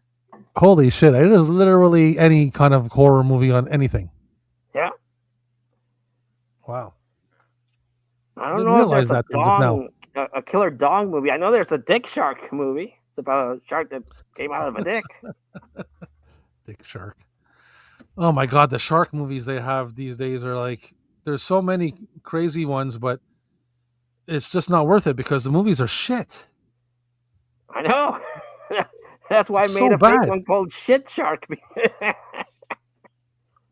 It's so bad, man. I say this all the time. It's probably like the fifth time I'm going to mention this on a stream that I tried to watch a bunch of shark movies on Tubi, and like one after another, I just kept skipping them. And I was like, I'm going to spend all day here looking at this shit. They're fun. I like those kind of movies. The one that I can legitimately say is bad is one called House Shark. Because that one is just a guy in a shark suit, like a onesie with a shark head. I'm like, well, that was a rough watch. What's the one? There is one, and I can't remember the title right now because there's so many of them. But there is one where it's a shark puppet on a hand. Oh, is that you know that one? Well, Dick Shark starts as a puppet. Well, maybe it's that one. I think there is one called Puppet Shark on Tubi. I watched that one. And I didn't realize it didn't allude. It might be Dick Shark because it didn't allude to that it was a puppet. And then when I saw the shark footage, it was like a hand puppet, and they put all kinds of effects over it. And I'm like, I'm not watching this, man. I turned it off. Lendog's got Blood Hook on Blu-ray. That's cool. Vinegar Syndrome release. Nice. Oh, boutique baller. Yeah, there is a lot of them, man. There's a lot of shark. I want that movie, Lendog. I want it on a VHS. Oh, I can imagine how much it is on VHS if you find it. If it is, no, I'm sure it's on VHS. It's probably worth. I've never seen it on VHS, so that just goes to tell you something. Yeah. Have you ever come across Jaws 5, Cruel Jaws on VHS? There's a Jaws 5? Well, no, it's in one of those Italian knockoff movies directed by Bruno Mattei, and they were banking on calling it Jaws 5, but Universal was like, "The fuck are you doing?" So we're like, "Okay, we'll call it Cruel Jaws." Oh yes, yeah, okay, yeah, Cruel Jaws. I've heard of that one. There's so many of them, man. There's so many. Yeah, but that one's old. I think that one might have gotten a VHS release. I think it has, and there's another one too. There's another movie that's I see on VHS a few times called Shark. Just called Shark. What's it about? I don't know. I don't know if I've seen it or not, but I have seen it on for sale, like around when it comes to shark movies other than Jaws. Yeah, because another one that came out during that time was The Last Shark, I think it was. And that's also just a Jaws ripoff. But all of them are basically just Jaws ripoff. Well, I mean, how can you not rip off Jaws if you're making a shark movie, man? Yeah. Oh, that's it. Jay knows what I'm talking about. It's Land Shark. That's the one, man. That's the one. Land Shark Okay. with the terrible hand puppet in it. Ugh. And I'll watch I, anything, man. I love Sharknado. I've watched all Sharknados. I love them. So I'll watch all kinds of shit. So, but it's got to be, you got to put a little bit of effort in, just a bit. yeah. And it's got to be entertaining.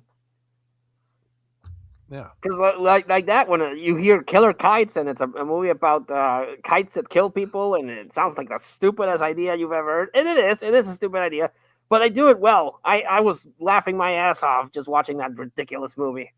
But I was like, well done, movie. Well done. You were very fun. I would watch that movie, and the reason why I would watch that movie is because the rubber is the same thing. I try to explain that movie to somebody; they look at you like you're crazy. But I enjoyed that movie. Yeah, it was fun. Echo said, "There's one more. There is more than one land shark movie. I know. ITN did one that isn't too bad. Okay. Yeah, I think that's a Korean one or some sort of Asian movie that's called Land Shark, and the shark looks really cool. It looks looks pretty badass, actually. Well, then that's a movie to watch. I'll watch that. Even if the movie's terrible, if the shark looks badass, I'm gonna watch it, and I probably like it because you just need to do a little bit of effort, like I said. Like the Asylum did all those 2-headed and 3-headed and 5-headed shark attacks. Those were fun. Yeah, well, those fun are to all me, right. But my taste in movies is questionable, to say the least. That it is. But No, I watch you were those, and supposed I to say, like some of them. no, Professor, your taste in movies is great. No. I know you too well to say that. I know that you love movie. You'll give any movie a chance. I know that. Yes, sometimes they have disappointed me, but yeah, I pretty well watch anything. Well, that's good. It's good for you because I'm more jaded that way. Like I won't watch movies anymore because I'm so tired of being disappointed, man. Like I will only invest time in a movie that someone recommends to me. Someone says, "Rob, watch that. I enjoyed it." Well, then I get curious. I'll go check it out. Yeah, I'm the same way. But also, when a lot of people I know say that a movie's garbage, I'm like, well, I gotta see it for myself. I've never. I was talking to a young person at work, and we were talking about movies, and he says he only watches movies that other people tell him are good. And you're like, well, then you're just following the opinion of other people. Go watch something by yourself, and That's what I just said. That's what I just said. I only watch movies that are recommended to me. Yeah. And it's because I'm tired of wasting time, though. But here's the thing, like what you but said. then you'll miss out. You'll miss out on weird, dumb shit that will make you laugh. Well, unfortunately, yes, I do miss out. But what the problem is, Professor, it's too much shit. To find a good one is too few and far between. So I don't want to waste no more time doing that. But like what you said, if I see a movie, if I'm aware of a movie and it looks good to me, maybe I like the actor, maybe I'm interested because of the actor or whatever, and everybody else says it's shit, I will still watch it to get my own opinion. Yeah. Well, if I have interest in it, though. But if I don't have interest in it and I don't know what it is, and I'm like I just see it like that, and no one's told me to watch it, I will not watch it. Yeah, I'm more like sometimes I want to eat a nice juicy T-bone steak. Sometimes I'm in the mood for McDonald's. Yeah, same here. Professor, when is the review of Dick Shark coming from you? Echo wants to know. I don't know if I can get away with that, but I'll put it on the to-do list. Right now, I still have to upload Sewer Gators because it's by the same people that did Killer Kites. Mm-hmm. So I was like, well, I'm gonna watch that, and then I watched the 3-hour-long Caligula Ultimate Cut. So that's the next one on the pipeline. I think I'll watch Sewer Gators, or I'll watch some kind of Gators. I think it's Sewer Gators. Yeah, that sounds familiar to me. I think I watched that. Yeah, it's the one where the gators come out of the toilet and eat people through the ass, and then. Yeah, I'm pretty sure. I'm pretty sure I watched that because I saw somebody's live stream or somebody's doing some kind of something like that. I think somebody mentioned it or did a like interviewed the director or something or did something like that, and then I went and watched it. Pretty Oh, sure it's that okay. one. It sounds familiar to me. Yeah, I don't remember if anyone else talked about it, but I came across that because of Killer Kites, and I came across Killer Kites because of Wes. So yeah. Very nice. Did you guys see the shark scene in Zombie 3? It still stands up. I watched Zombie. Yeah. The I think I guess it's the first one, just Zombie, the other day at the flea market. There's a shark scene in that one too, right? Oh, it's not in 3, it's in 2. Well, I have the one. What's the one with the rotten zombie face on the front and just says zombie? Is that the first one, right? That's Zombie. It's supposed to be Dawn of the Dead 2. Because in Italy, but over here they can't call it Dawn of the Dead 2 because it has nothing to do with Dawn of the Dead, so they just call it Zombie. Okay, well I have that on DVD. I watched it last weekend, and there's a shark attack, and the zombie gets attacked by a shark in that too. Yeah. Okay, no, yeah, there wasn't that one. I also thought it was in 3, so I'm misremembering. Didn't they use that scene for a Windows commercial once? Did they? I have that vague memory that they were like, "No, the new Windows is so cool that you can watch as cool as watching a zombie fight a shark," or some shit like that. That's pretty creative. I like that. I like where they were heading with that. Yeah. Zombie 3, aka Zombie 3. There's another name for Zombie, aka Zombie. Okay, so it's all the same. Zombie with just Zombie with an I. Yeah. Yeah, Okay, the whole numbering on that, because then you got what is it? Zombie 4. Is the Zombie 4 the one with the birds? I don't know. I only know the one. I only know Zombie the 5, which sucks. I only know the one zombie one. I think the link is in the I posted it in our chat, Echo, but I'll send it to you again. I got cut off. What's going on? Echo wants a link. Send him the linky link. I'm gonna. Where is he? Where is he? Where is he? Mr. Bones is busy at the moment. I just noticed his message. It's in the chat there, X. X gonna give it to you.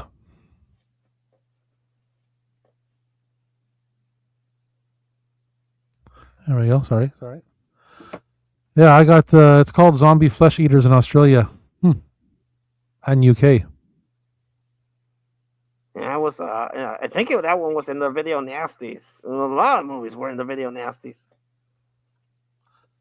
I have that DVD at my video store and at the flea market, and I just, because I don't want to sell it, I just keep it there in the showcase, and people come in asking about it all the time, and I say, I'm not selling it. Yeah. The zombie thing is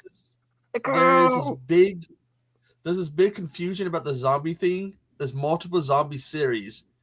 So zombie is also known as zombie. It's like weird. Okay, there's zombie, Dawn of the Dead. Uh-huh. Zombie 2 is also known as Zombie Flesh Eaters, Zombie, and it might be known as Zombie 3 in some areas. I one time got curious and tried to look it up. Dude, because I was going to do a series on it. It would take forever just to decipher, figure out, okay, what is this? This country is over here. This country is here. It's like, I'm getting a headache trying to figure this out. Wow, it's really that mixed up, eh? I looked it up. The closest I can come to break it down is on Wikipedia, where it's like the original zombie series is Zombie Dawn of the Dead, Zombie Flesh Eaters, Zombie, and then Zombie 3 is the one that Fulci started off directing, but then something happened and he left. There's 2 stories. One, he wasn't too happy with the guy I like to shit talk, Matai, but Matai said that he was sick at the time, was dying of some shit. It also has a scene in Zombie 3. For some reason, they decided to do, in old movies, sometimes when they do an action scene, they speed it up to make everyone look like the movie really fast. Yeah. Oh, yeah.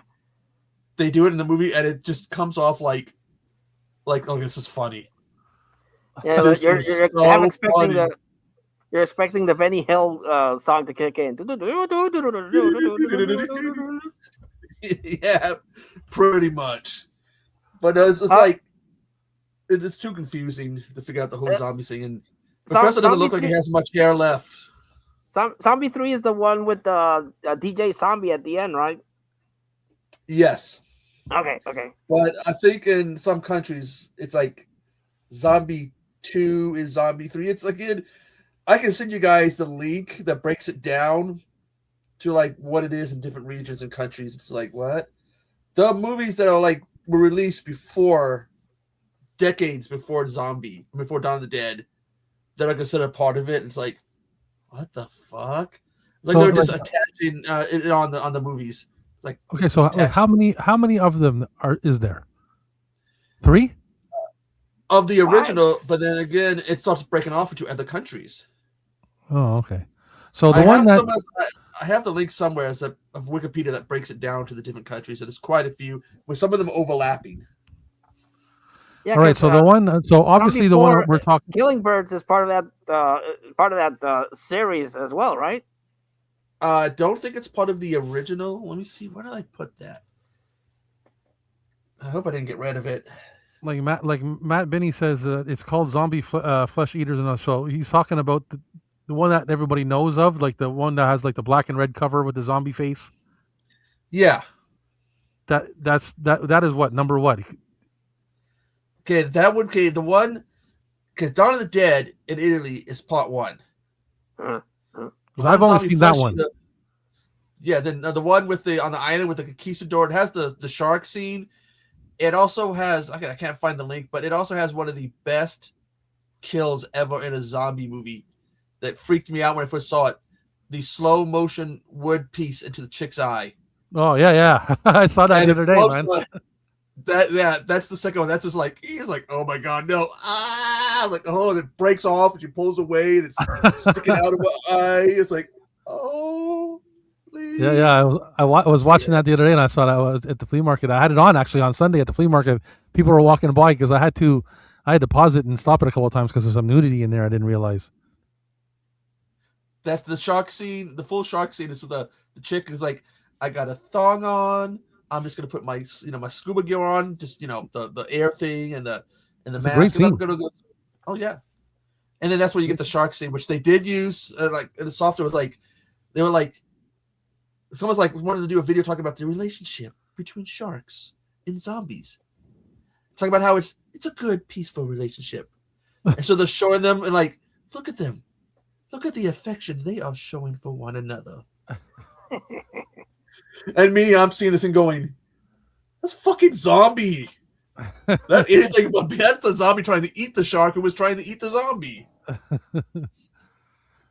So if that shark would have gotten eaten or bitten, would it turn into a zombie shark?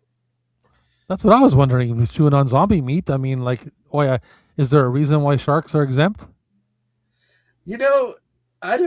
Thinking about it, I think the first time I can recall them. Okay, we know that Zombies and Zombieva had animals becoming zombies. Yeah, but a human zombie bite an animal. Did they ever do that? Did they do that in Survival of the Dead when the chick bit the horse? Did the horse turn into one? Did they ever say it was like what's a cross contamination or whatever? Well, if Professor got bit by a zombie chihuahua, would he turn into one? I don't know, man. You know what? I'd rather come across a zombie chihuahua than any other kind of zombie. I'll tell you that. You can kick that motherfucking thing away. Like, get out of here. Yeah, you give it a good boot, it's gonna fly like at least like 50 yards. All you're gonna hear is a zombie Doberman, like in Resident Evil. I'd run. I'd be cooked. I can't outrun those. And that was because of what they were doing. With all the experimentation, and it is cross contaminating because the birds in the later movies they turned into zombie birds by eating zombie infected flesh. Well, there you go. And killing birds. Nope. But killing birds. Okay. I have an issue with that movie. It's okay. It's Zombie 4-105. When it's killing birds. They're not. You don't really see zombies from what I recall in the movie.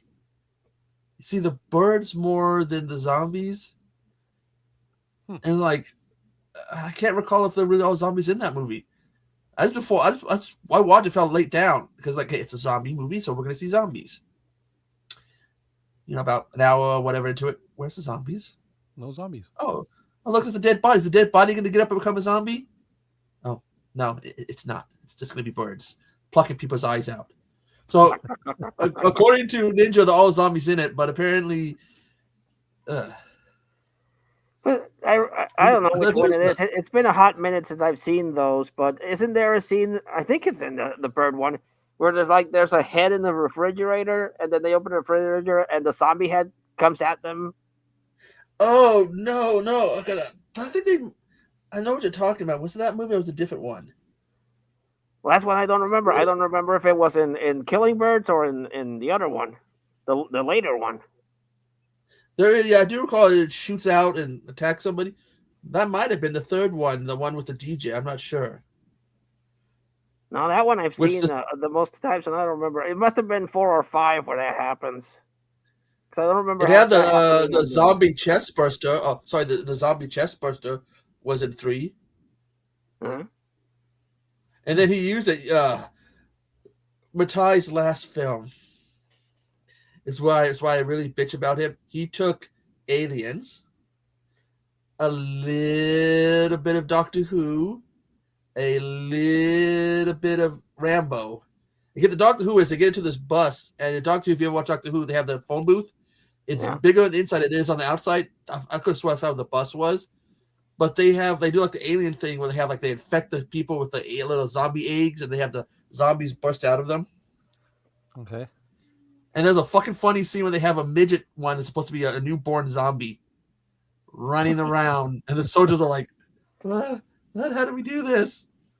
And they play Goldberg. You remember on Aliens they had the military music to let you know the Space Marines are here. Yeah. In this movie, they use Goldberg's music.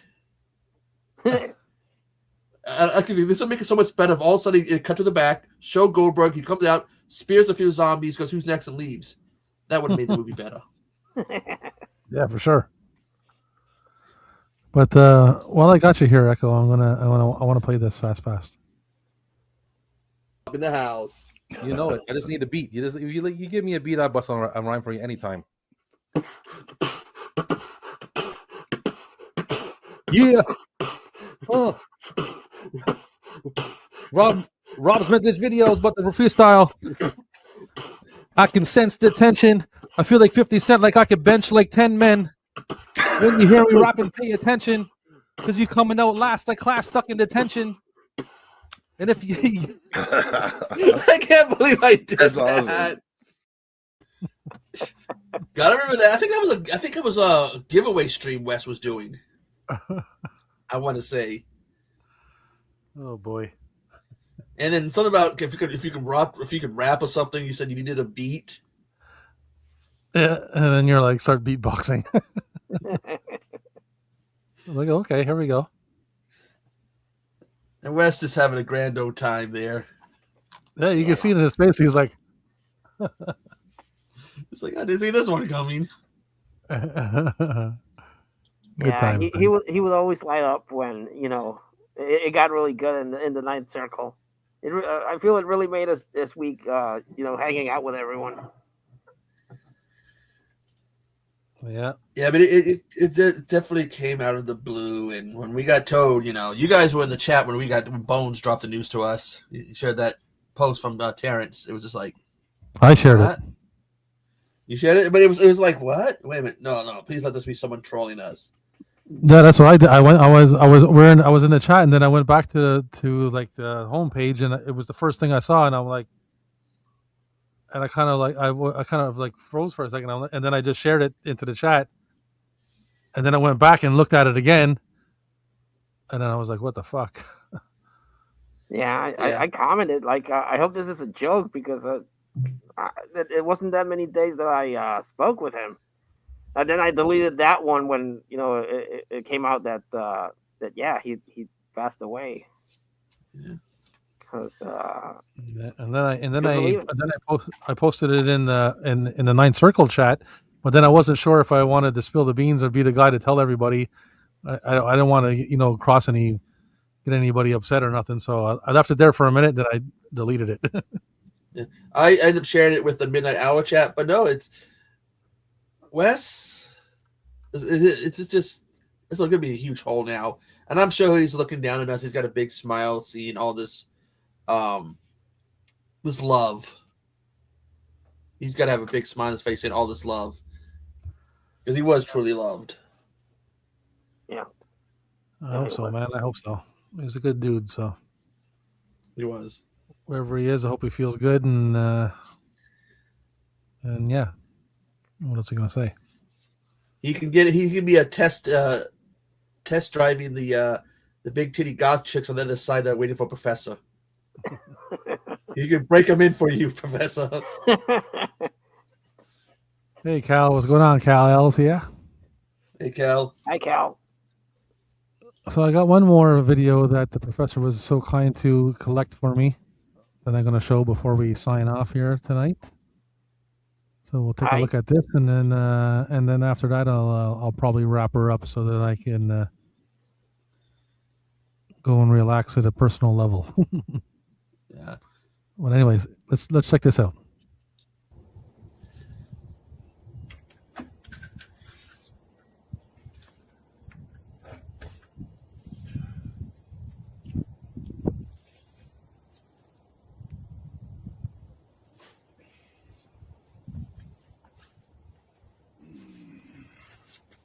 Might as well check the mail. Got a stupid office Christmas party to attend, and all I have is these damn antlers to wear.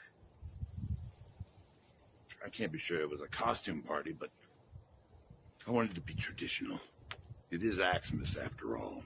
I don't know what the chances are that I have any mail, because I think I might have made the mailman angry.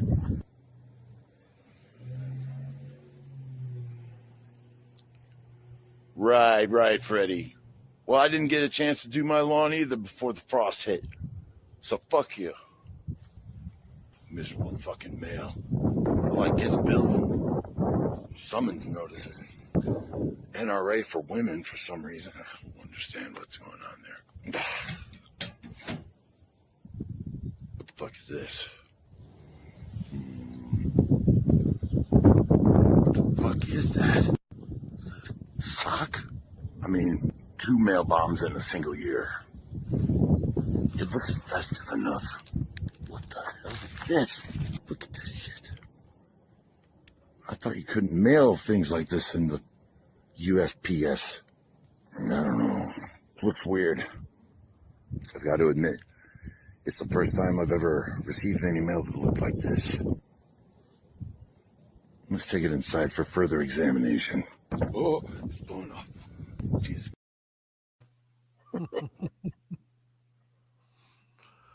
Yeah, he never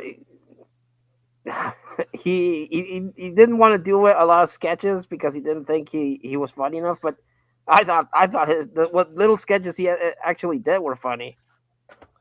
I was going to say that I think it's hilarious, especially when he's talking to the part where he talks to his neighbor and that. Because he's kind of like he's got a serious voice, and the contrast from his that's especially if you know, obviously a lot of comedy is built on contrast, right? So you got like a serious looking guy with a serious voice, and you do non-serious stuff, it's going to be funny.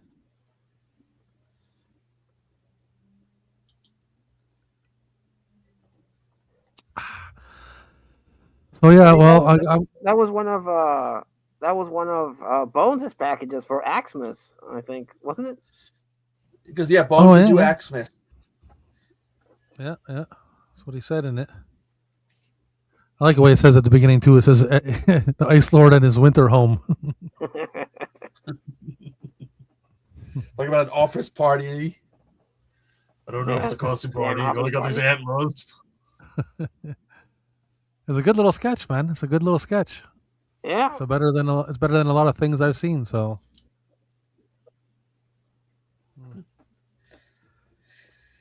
Well, guys, I think I'm gonna wrap her up, and thanks for coming and hanging out, man, and paying our respects to Wes and everything, and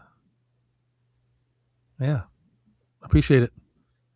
No, No problem. I'm gonna get my sick ass back to bed. So I hope Do you that. feel better, buddy.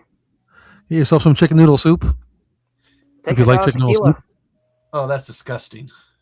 put a shot of tequila in it, and you'll be good. Well, that's double disgusting. Two you things like- I don't like. Just before we sign off, do you like soup, Echo? Let's see. Yeah, I like tortilla soup. There's some soups with some of my food being picky. Okay. What about you, Professor? Are you a soup guy? Yeah, I like soup. Soups and stews. Yes, I agree. I love stew, man. Like a beef stew, but whoo! Yep.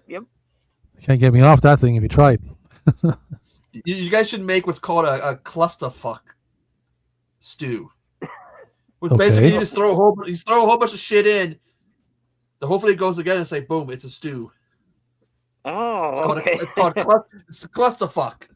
I think they call that. Wouldn't that be more like more like a goulash? I don't know. That's what my dad used to call it. So that's Yeah. what I call it. At work, there was this guy that would call that a spread. He would just take a whole bunch of stuff, like a bunch of Maruchan soups, those instant soups, a tuna, mayo, cheese. Ninja has a good soup. What was that? A whiskey soup with iced croutons. That is a good Yeah. soup. Yeah, I like that Very soup. good That soup kind of reminds me of along the same lines as see, like even Kal-El said it's called a goulash. That's along the same kind of drink as what they call a lumberjack float. And what a lumberjack float is, a glass of water with a toothpick in it. Hey. Well, you guys take care. I'm gonna go lay down. All right, buddy. Hope you feel better. All right, Echo, take care of yourself, man. You too, guys. Mr. Bones just showed up. Mr. Bones. Mr. Bones, I was just about to sign off, man. Was you closing? My bad. I saw you were still up, so I hit the link. Yeah, that's no problem, man. But, yeah, we're just about to wrap up. I got a pee so bad I'm about to float away.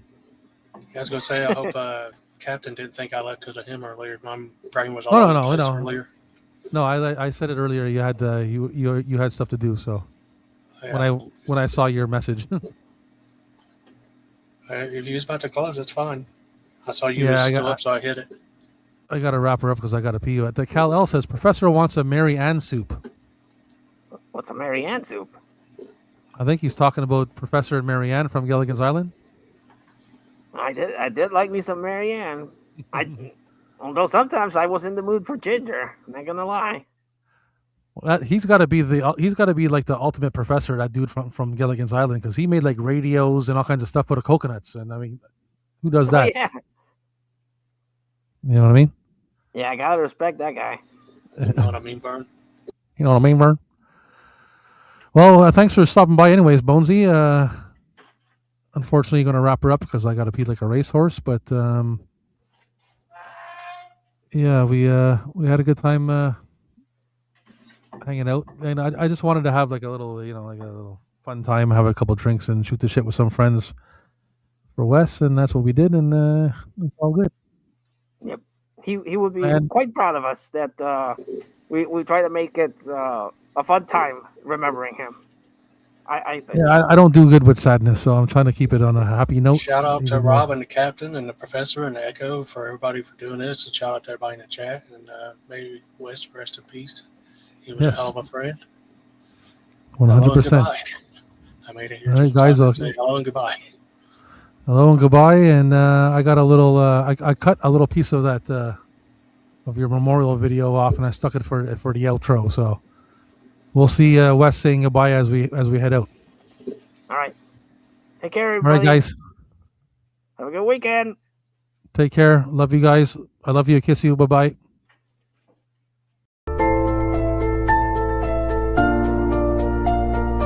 Well, hi there.